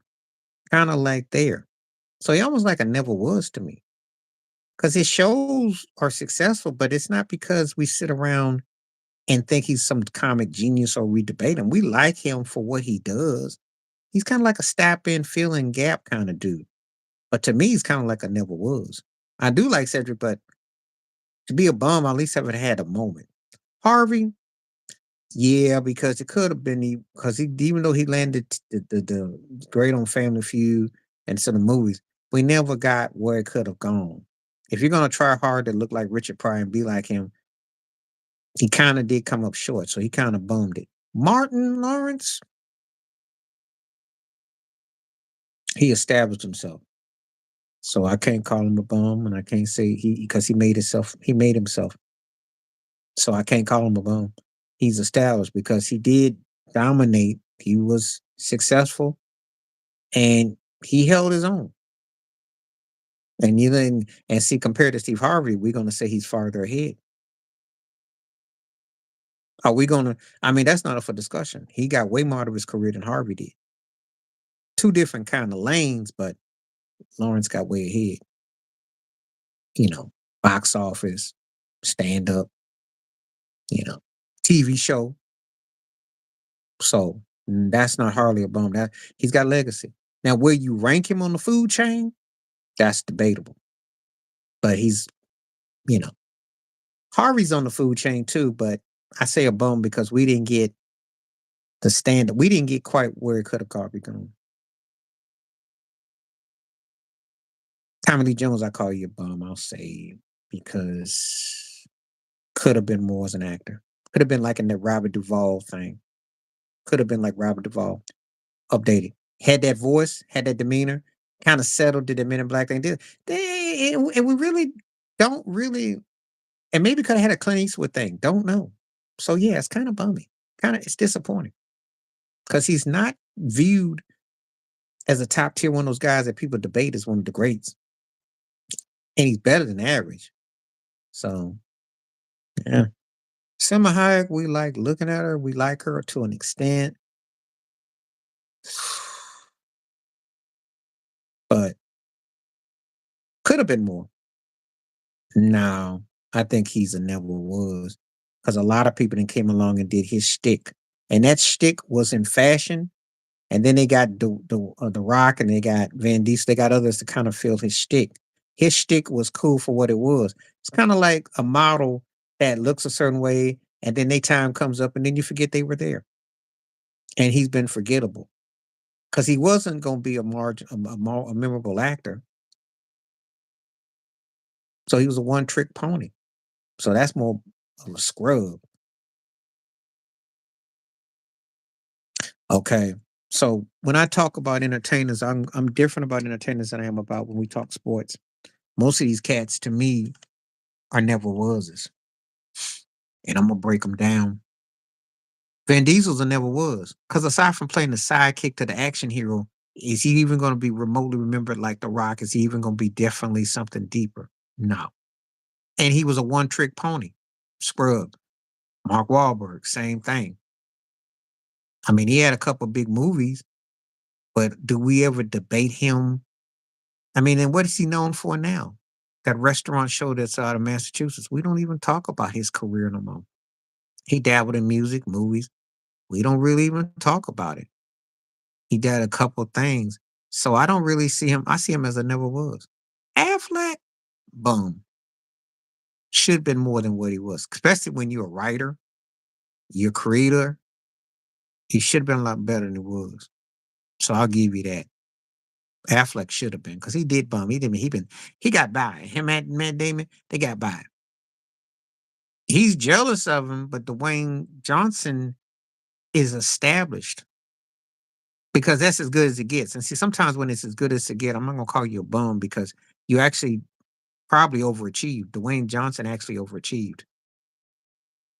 Light skinned action hero, and they put money. And I say that he got over. Van Diesel is a never was. Yeah, I know you're gonna tell me about his box office, but what has he really done that's memorable? He had a couple of acting movies, and most people don't even remember him. And nothing that Ving Rhames couldn't do in his sleep. They just decided to put on Michael Clark Duncan. So what did Van Diesel? What did he really do? That's a never was to me. And I'm like that when especially when we talking about something. Yeah, I know. I don't let stats and stuff get in the way, especially in the entertainment industry, because that's a different juggernaut. So you can be a never was and be big because what is he? What tier would he fall under? You're not gonna sit here and tell me Vin Diesel's a second, third tier action guy that you're gonna think he's. If I throw Steven Seagal at you and Vin Diesel, would he even hang with Van Damme to an extent? But he always was the co-star to the co-star. No, Jackie's established because Jackie was big in China before he blew up over here. So I'll never call him a bum. He can might do the same thing, but it wasn't gonna get no better than what he was. Chris Tucker, yeah, could have been more. Could have been more. Because he's like the link between Martin Lawrence and Kevin Hart. Yeah, I'll give you that. But Jackie, no. Jackie, he more than did enough. More than did enough.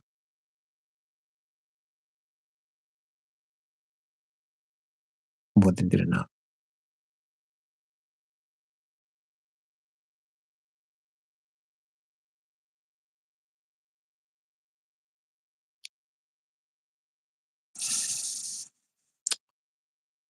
He had a moment.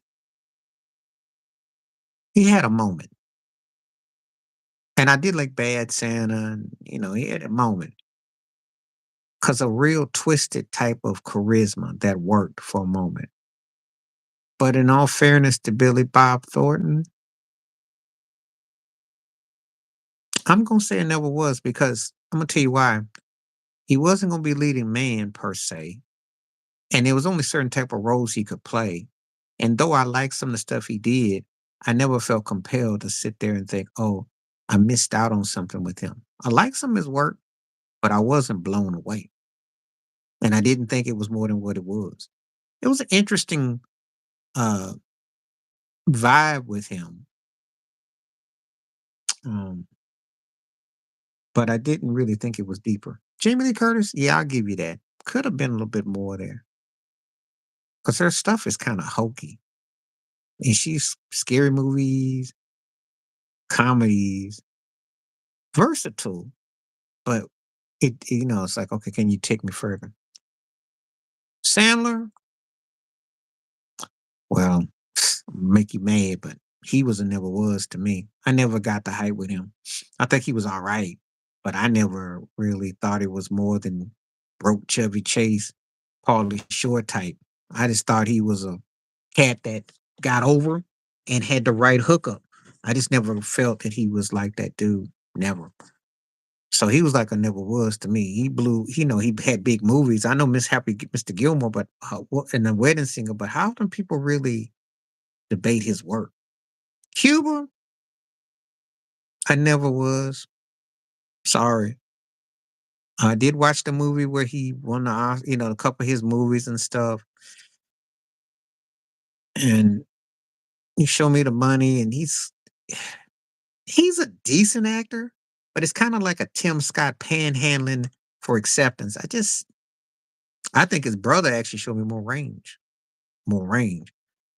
Cuba it just didn't really cross. It just was kind of like there. Just being honest, it never was. Henry Winkler,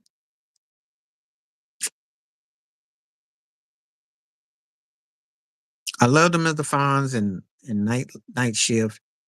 Um, I never was because aside from a couple of facades and imageries, it's nothing like we sit there and debate his greatness and compare to who. So I don't look at him like a somebody because he's not an actor that you'll think of um, like that. So that's a never was to me. He never got anything because to be a bum, and his moment was in TV. That's iconic. But could he have improved upon it? No. And he wasn't that deep to me. Red Fox solidified his legacy. If you can do stand up and be successful, but then turn around and do a TV show and become more iconic, he proved himself. He's a made man. So there, I got Red made man. He made man. Yeah, well, yeah, because he did have a Steve Martin type of thing where he could have been more funny or something. We'll never know. He settled for one Daytona and Wonder Bread and that type of thing. Well, interesting cat, but we never got more out of it. Marlon Wayans. Marlins it never was. I never really felt that, I mean, what he did, but anybody could have pretty much done that. And it didn't really, he had the last name and the tie-ins, but I didn't really think that there was any depth to his talent. So to be a bum, he could improve upon. What was he going to improve upon? He did a lot of satire, low budget stuff. Damien, that's the tough one. Because Damien is one of those guys that could it have been more or could it have been less? And he is funny. And he's one of those people that I almost got an incomplete for. Keenan is a made man behind the scenes on TV and in movies and writing. So Keenan is straight. Damien is the frustrating one. He's the frustrating one. I say a bum with an asterisk. Marlins it never was, but Keenan's a made man. Good one about the Wayans too. That's how I feel. Bledsoe, yeah, could have been more. Should have been more. Had the body type, prototype, big, tall, cat, strong, big cat. And it didn't even come close to finishing. It didn't even we didn't even get we got teased. So yeah.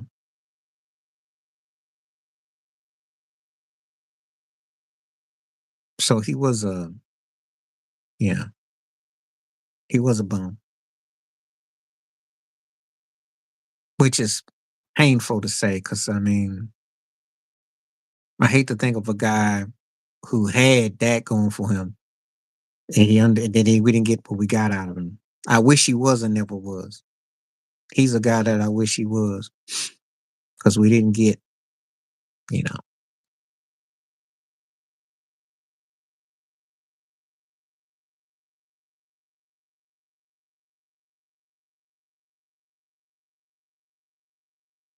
To me, he's a never was. You can get mad at me if you want. I thought he had some moments and went over the middle and he made some catches and some plays, but I was never blown by Keyshawn.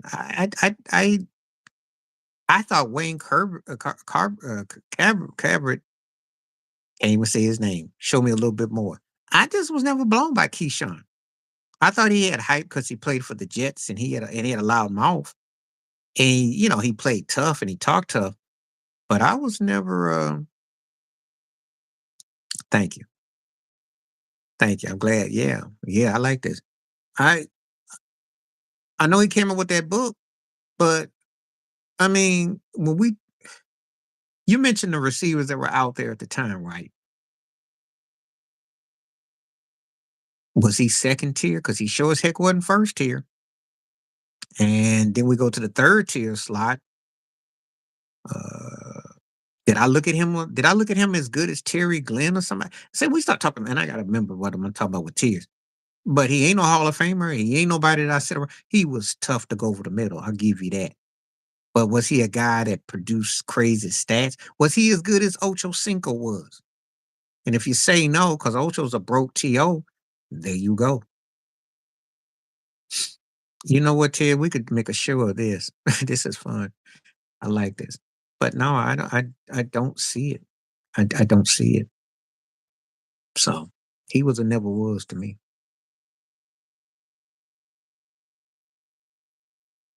Yeah, he was a bum. And the thing about it is he could have been better than he was. He should have been better than he was. Because he was an upgraded 2.0 better version of Joe Morris, who played in the 80s for the Giants. And Tiki actually could run and score, but he fumbled the ball a lot. And they actually, when they won, they weren't even crying without him. They weren't crying with him. But yeah, he could have been better. Because he should have been a Hall of Fame bound kind of player if he stays with it. But he was actually geared to be, no, Chris Martin was legit. He solidified. He solidified. He did great. He did good with New England and the Jets. He made it. The whole thing with Tony Braxton, though, was bummy, but he's on the field, he was legit. But that mess with Tony Braxton was bummy, though. Yeah, that's a whole nother video section. Mhm. If you don't know about him and Tony Braxton, and you don't know about her and Jason Kidd and Jimmy Jack, yeah, that whole thing with the Mavericks and all that, Google it. Spend some time on it next time you see me. Oh, so Braxton and Curtis Martin were messing around, and she got played by him. Then she was allegedly with Jason Kidd and Jimmy Jackson, the whole Dallas Mavericks, and that was a mess. And now she's messing with Baby, Baby with Cash Money, Little Wayne's, you know, CEO. That whole mess. They got a strange thing. Even though Tony Braxton's most charisma with any man is with Babyface, because Babyface basically modeled and cloned her like a female version of him. And they like an old couple, but they just didn't seal the deal. Go figure. But yeah, yeah, Curtis Martin was he left her kind of out to dry. And she's been played by cats left and right in the industry. She played on them and they played her back. So Tony with the short hair. Tony with the weave be scaring me, but with the short hair, yeah. A, a knockout. Beyonce is a very stunning woman, but when she don't lighten didn't all that, she was naturally attractive to Creoleness and all that, you know. But Braxton with the short hair, yeah, yeah. Tony with the short hair give Halle Berry a run and runs her under the table. Just my personal opinion. Nia Long too. Except Nia's weave be making me hypnotic right now, though, but that's another story. But Tony, yeah, with the short dude, yeah.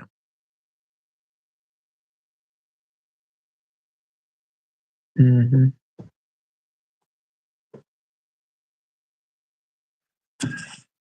Nia, and she was attractive. Tracy Evans was, but Nia more just move me more, move me, move me more. Nia's always been more consistent. Tracy Edmonds just doesn't really just like that chick that like around the way. There's a cat that's like chicks will dig that, but then there's something that just kind of falls by the wayside. So, um, yeah, because I would have thought her career would have had a little bit more pop. And once the sex kidding thing, she didn't get to do the Dorothy Dandridge thing. Should have been it should have been a statement as opposed to just being a sex kidding. And it's kind of just once you get past the cutesy thing, you want to see, it's kind of like it's like the whispery singing thing. You want to get more stylish. You want to get more classy as you get older. So yeah, yeah, should have been more deeper actress, and we never. She just settled, and that Oscar was a joke. So she stripped and did that, and it's a shame. It's a shame. But then again, the thing about her, he's a never was to me. Um, movie career, his stand-ups and one-liners, but he you know what? You would think that he would be saying what Cat Williams is saying because he came around that era. But think about it. Think about it. He's more of the era of Harvey, Bernie Mac, Cedric, and them, D.L. Hewley, than Cat Williams is. Think about it. He came out before those cats. He was an Eddie Murphy clone. He was in Beverly Hills Cop 2, little sidekick. He was in CB4. CB4 was a hood classic. He did he did look like an ugly woman in that movie though. That was the scene. But anyway, he got caught up on the Bill Maher. Bill Maher brought him on politically incorrect because no one was touching Chris Rock after CB4. That was actually a point back then. He was just a dime a dozen cat. Just kind of like from Kid and Play was sitting around Bill Maher, token brothers. Chris Rock is a never was because even though his stuff that blew up was back in the 90s, what has he been remembered for since? What do we even say about him? Until Will Smith put that two-piece special on him, we ain't even thought about him. And Kevin Hart then left him in the dust. Dave Chappelle left him in the dust. Tracy Morgan, I watched the TV show that he did, but he's a never was to me. Uh, it was funny for what he did and his audience, but I don't really see him as a cat that his movie. Yeah, again, you got to have character. You got to evolve, go somewhere. I never felt like he went anywhere.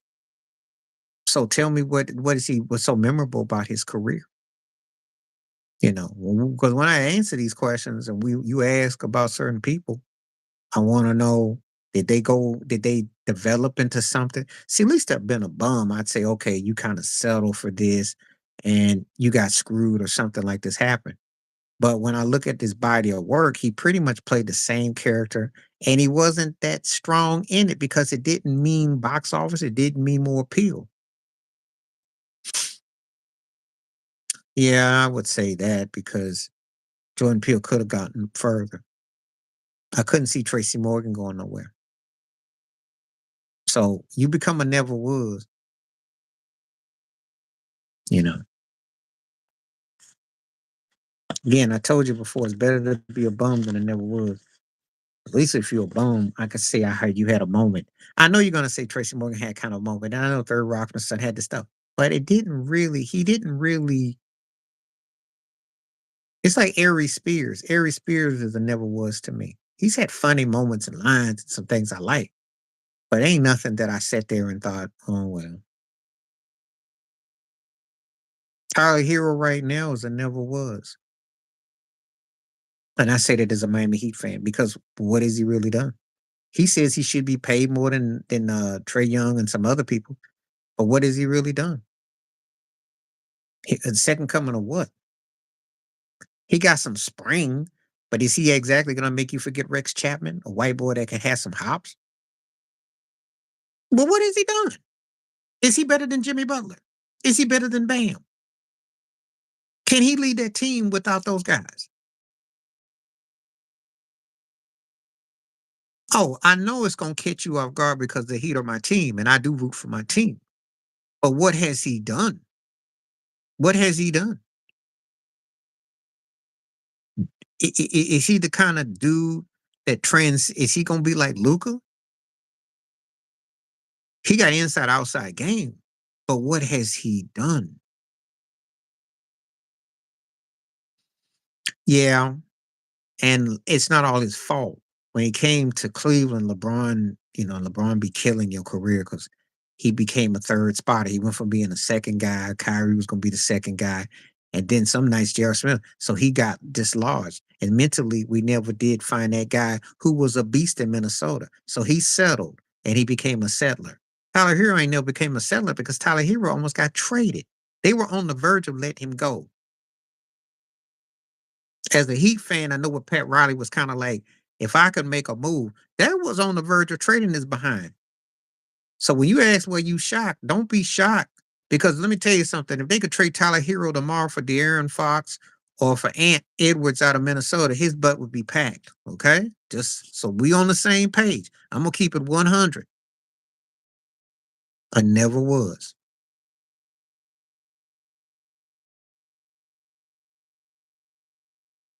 Zion's a never was because we've gotten flashes of what though. The team don't really win nothing. They don't dominate. He plays half. He don't even play halftime. He plays 25, 35% of the season. So that's not a bum. To be a bum, at least I could say, okay, I saw you, and then you just fizzled out and you became like Derek Coleman or something, or you just got fat and stank and you did like John Daly and you became a bum. We haven't got bum out of him. He's a never was right now. Van Fleet is a never was. Can shoot, good player, but what else? What else?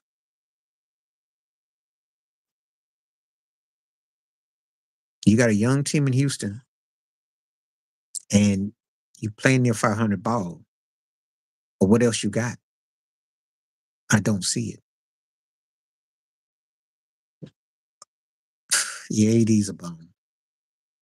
He's a bum. I wish he was a never was, but he's a bum. I'd rather have him be a never was than to see a guy that is so half-hearted. Like one night he wants to throw 40 up, the next night he wants to throw 14 up. He's, if I feel like it, I will.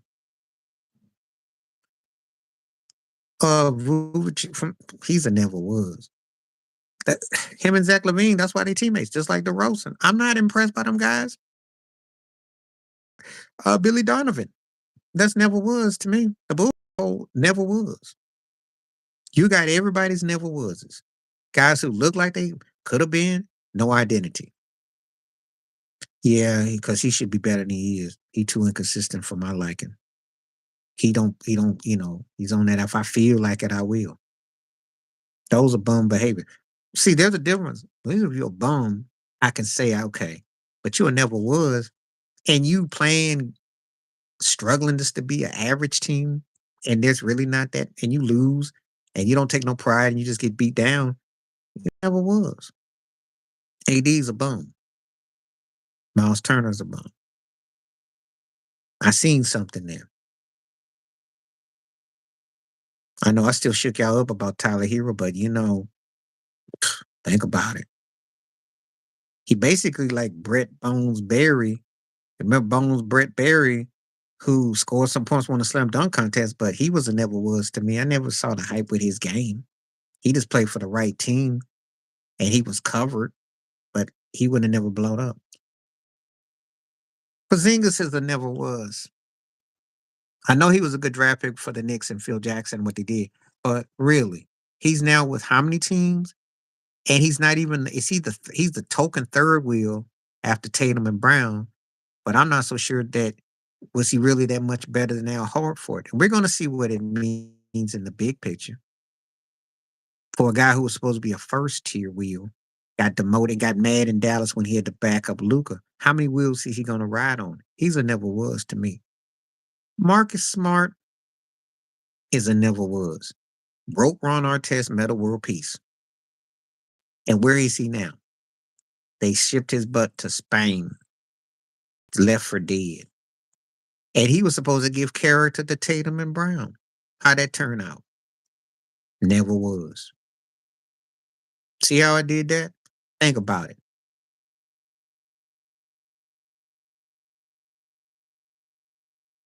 Cam Thomas is never was. I don't really, again, you got to make a mark and a name for yourself. There's a big difference between a bum and a never was. Like Joel Embiid is a bum until his team actually does something in the postseason. But if he fools around and gets knocked out in the second round year in year out, he gonna become a never was. And I don't care how many MVPs he gets. No, I mean, these cats, Porzingis, what has he done? Am I supposed to be hyped because Boston's got a good record, but they got Tatum and Brown, the law firm, and he's riding third when he was a number one draft pick with the Knicks, and he ended up being a second banana in New York, and then he went to Dallas, a third banana, and he got jealous of Luca, and his butt is on from pillow to post. Am I supposed to be impressed?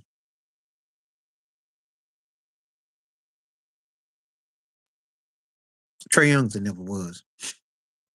I mean, broke Steph Curry, and they let him shoot. And he got to a couple rounds in the playoff season, but that's a lifetime ago. They would love to get rid of him, but you got to get some value from him. And he's kind of like Rudy Gobert. What has he done that will merit all the trade he's going to get? But he will get traded for a lot because they let him shoot and throw those assists. But his turnovers, he ran Nate McMillan out of Atlanta. They suck. Murray's the only thing that's really keeping them going. But Murray doesn't sell tickets like Trey Young. But what does Trey Young got? For some people, Trey Young is like the Drake of NBA players. He's big for reasons that necessarily ain't got to do with the actual game. Just saying. So he's a never was to me. I know he's been an all-star and he's gonna get this love, but what have the Hawks really done? They got to a playoffs deep with him, and then what? And then he's kind of then what? No one right now would trade him for Luka Doncic.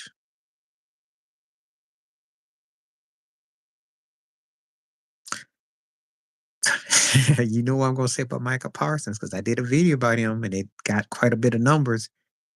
He's a never was. What has he done?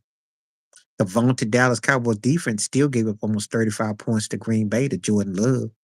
14 off of Dak, but they still gave 30 plus points to Green Bay defense they had no answers for. The cameraman was the only one who saw your boy Newsom running the backfield. Mega Parsons, when you put the double team on him and he can't really do nothing else but stunt and attack the quarterback or get scoops and picks, there's not much there. How am I supposed to be impressed? What am I supposed to do? To be a bum, I've had to see moments against legit teams, not against scrub teams. Beating up on the Giants with Danny DeVito or Tommy DeVito. Okay, we'll do that. If I don't do it in my regular videos, we can do it on the live stream. And people want to watch, they can comment. Oh, yeah. See, we do this thing here, which they'll never do on regular sports. They'll never do this. He's a never was. Now, he's the epitome of a guy who gets paid like a first tier dude who will masquerade like a second tier dude on a good day and is really a third tier dude with all them picks he be throwing. They can get Jefferson saved his behind a lot last year. What has he done with Minnesota? He should have been able to come out of the division when Aaron Rodgers couldn't do it. Everybody, when the Vikings got in the playoffs last year, do you know the Giants were rubbing their toes together? Everybody wanted to first round because they knew they were going to beat him. He has had some out of body moments, but he basically, no, that's an insult to Jeff George, and Jeff George had a better arm. Kirk Cousins is basically a a better version of Baker Mayfield, a little bit more poised. Jeff George could actually throw the rock.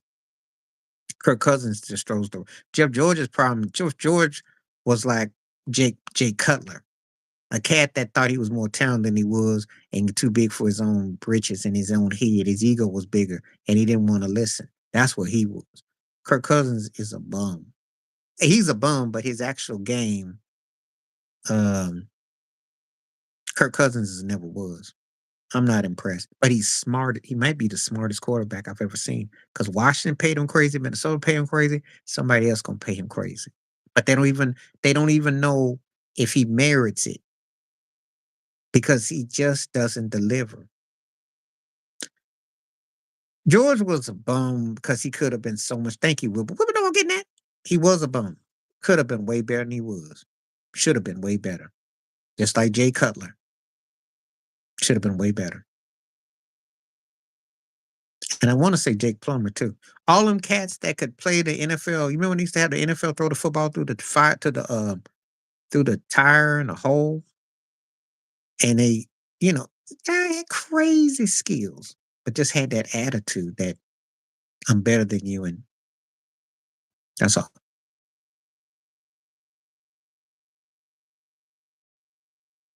Rich Gannon was and never was. I know he got a league MVP and he got to a Super Bowl, but aside from that year with the Raiders, I never was big on him. I never got it. I never was that big on him.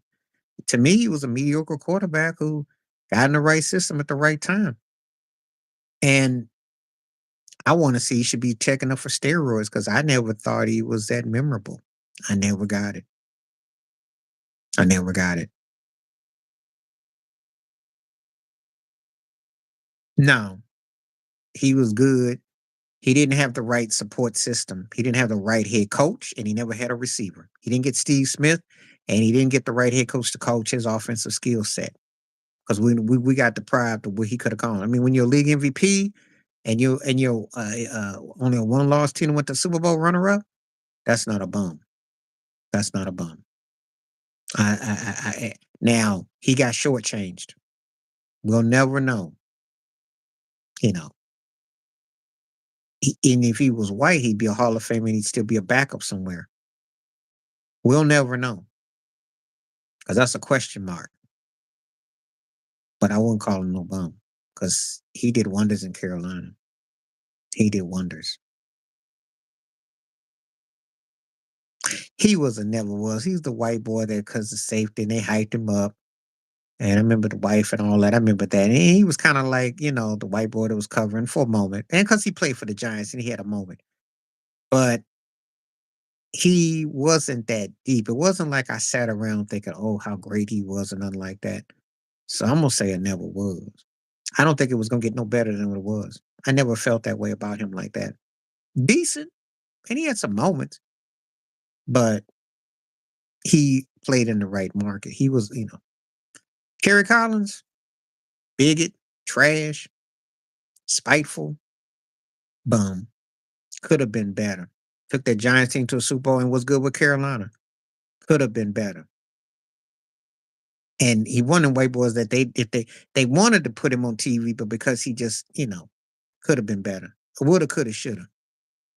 I'm glad you dug him out the grave too. 'Cause I hadn't thought about him in ages. Oh yeah. Look it up. Look it up. He said some real suspect janky stuff back in the day. Look it up. Hmm.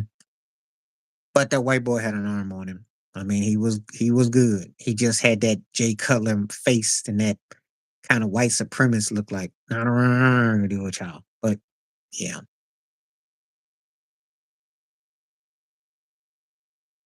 most of them are in some form of capacity. But because he could play, they tolerate him. If a white boy is good, they'll tolerate him. If he's great, they'll wash it away.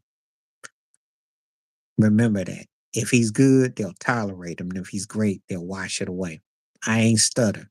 If he average, You remember when you talking about Cole Beasley and Cole Beasley didn't want to get the jab with the Bills? You cut your behind because he was an average receiver. See, that's the tears of it. That's the tears right there. Depends on where you are. Depends on who you are. John Rocker got tolerated by the Atlanta baseball team back in the 90s because he was good enough for what he did. Marcus was great. Ain't no bum. He lived up. He exceeded. There's some guys that you can, you know, you know. If you made your mark and you achieved it, I'm not gonna call you a bum. I'm gonna say you were washed or whatnot. Buster Posey. Buster Posey, I want to say the writer, the cat on ESPN, right? That cat, Posey. Because I'm thinking about that guy named Buster. What am I thinking about? If I'm getting it mixed up with the cat, with the whatnot. I'm trying to think the cat I'm getting it mixed up with. That's the Buster Posey I'm thinking of with ESPN.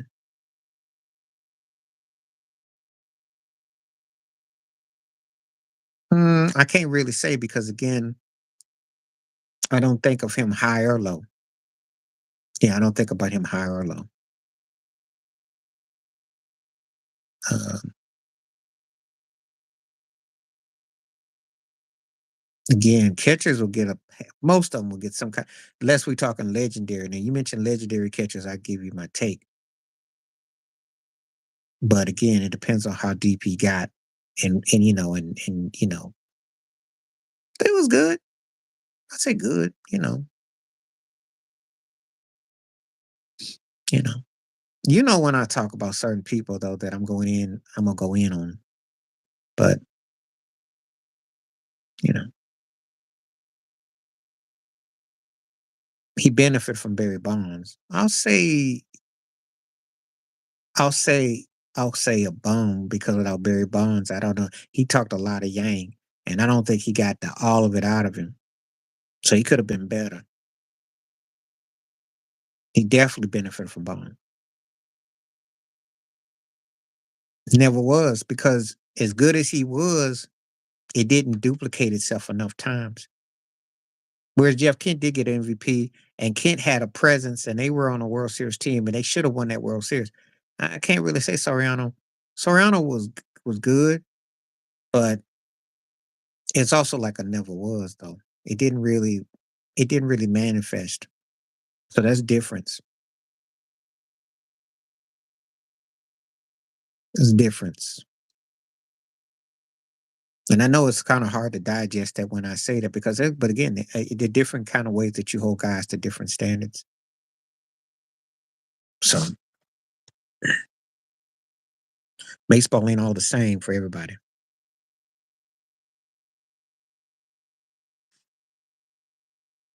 He's a never was. He threw hard, had a strong arm, but where did it go? He's with Chicago. Then he been bounced around, and I seen him, and it's for all his strength and everything he had, it never materialized into much of anything. He's just a hard throwing cat. But with what else? So I'm gonna go in a little bit because I gotta start making dinner too. But we're gonna definitely come back tomorrow with this because tomorrow is championship Sunday. But I'll talk for a couple more minutes. Barron was a bum. Should have been way better. Way better. Got hurt. And that's a guy, he still talks trash. I'm like, you got hurt. You just didn't finish up. You should have been better. Brandon Roy was good. He just had the injuries. And I'm not gonna put him in the never was but I'll say this, he'd be more closer to never was than a bum. But I make an asterisk with that because I did like Brandon Roy. And I think he was everything that Damon Lillard never was. Damon was a better scorer. Brandon Roy showed me more heart. Baron Davis just didn't finish. Floppy Divox. Floppy was a good passer, good actor, decent rebounder, overachiever, an overachiever who was a never was, an overachiever and known for being traded for Kobe. Pager overachieved too. Asterisk never was is because they didn't lead their teams, but in different ways. D-Rush got a lot out of his limited, but he made himself into a serviceable, good, legit, and could pass. Pager made himself to a legit MVP kind of candidate, but he never was the better player. Zebo, I like Zebo a lot. You could say a bum because he was a physical player who just didn't enhance his game. He didn't put it to pounds to put the pounds to points. So I could say that about him. That's what makes him frustrating because he should have been double doubling without even trying. So yeah, I got a couple more minutes for my roll. Well, yeah, because he was a physical specimen, and you want me to say he never was? I mean, I did say he could hold, but he didn't get better than what he was from Portland to Memphis. He was physical, but what did he do? I mean, if I got real technical, I could say he was or never was. But because I like him, I did see, and I thought he just didn't work on his because he wasn't the Zion Williams talent, but he was good enough to be a threat. And with him and Marc Gasol, they should have been better because he was strong, just settled. He settled. That's all. But believe me, in a way, he borderlines of being or never was, if you want to be honest, because he never did get, you know, I think he could have been a bit more. I'm be on for a couple more minutes. So and I gotta go get this dinner ready. This is on fire tonight. We got a fire segment here. We're gonna be doing this with a whole lot of things if you want to. This is a fun segment. We can talk about a lot of entertainment. We didn't cover music, sports, we can movie, well, actors, actresses. So we can make this thing. This will be the thing. Oh, I think this will take the internet by storm. We'll have our own, bum or never was. I know some of my answers may shock you up, but when you think about it, ask yourself, did these cats ever merit that? Did they meet the hype? Did they ever get to that point? And see, Zebo is one of those guys. I'm doing him a favor by saying a bum because it didn't really. They went to one Western Conference championship and they got swept. And he scared some people too. I know for a fact. I heard it on good authority. They didn't want to have to go with him, but he didn't always make people pay. He was strong, and I liked him. I liked him a lot. He was a tough guy, but he didn't put no points up. Just like them Davis boys with the Pacers and with Toronto, big, strong. But those cats are never was's because they didn't really dominate. They got out rebounded by the Bulls. They could have beat the Bulls, hit some glass.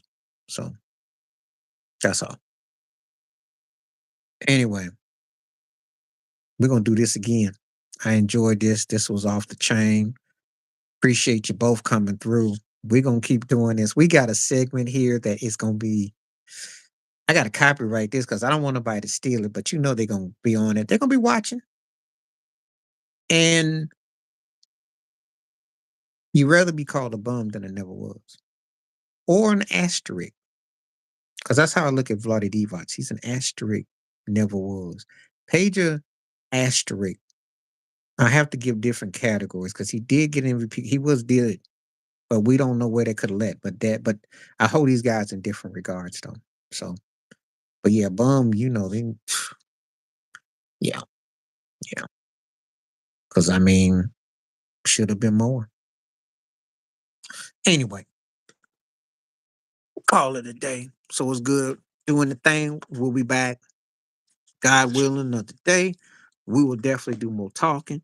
Peace, safety, stay up, stay warm. And we're gonna see who's gonna come out. We're gonna have a nice football roundtable discussion tomorrow about those games tomorrow. All right, peace. I'm out.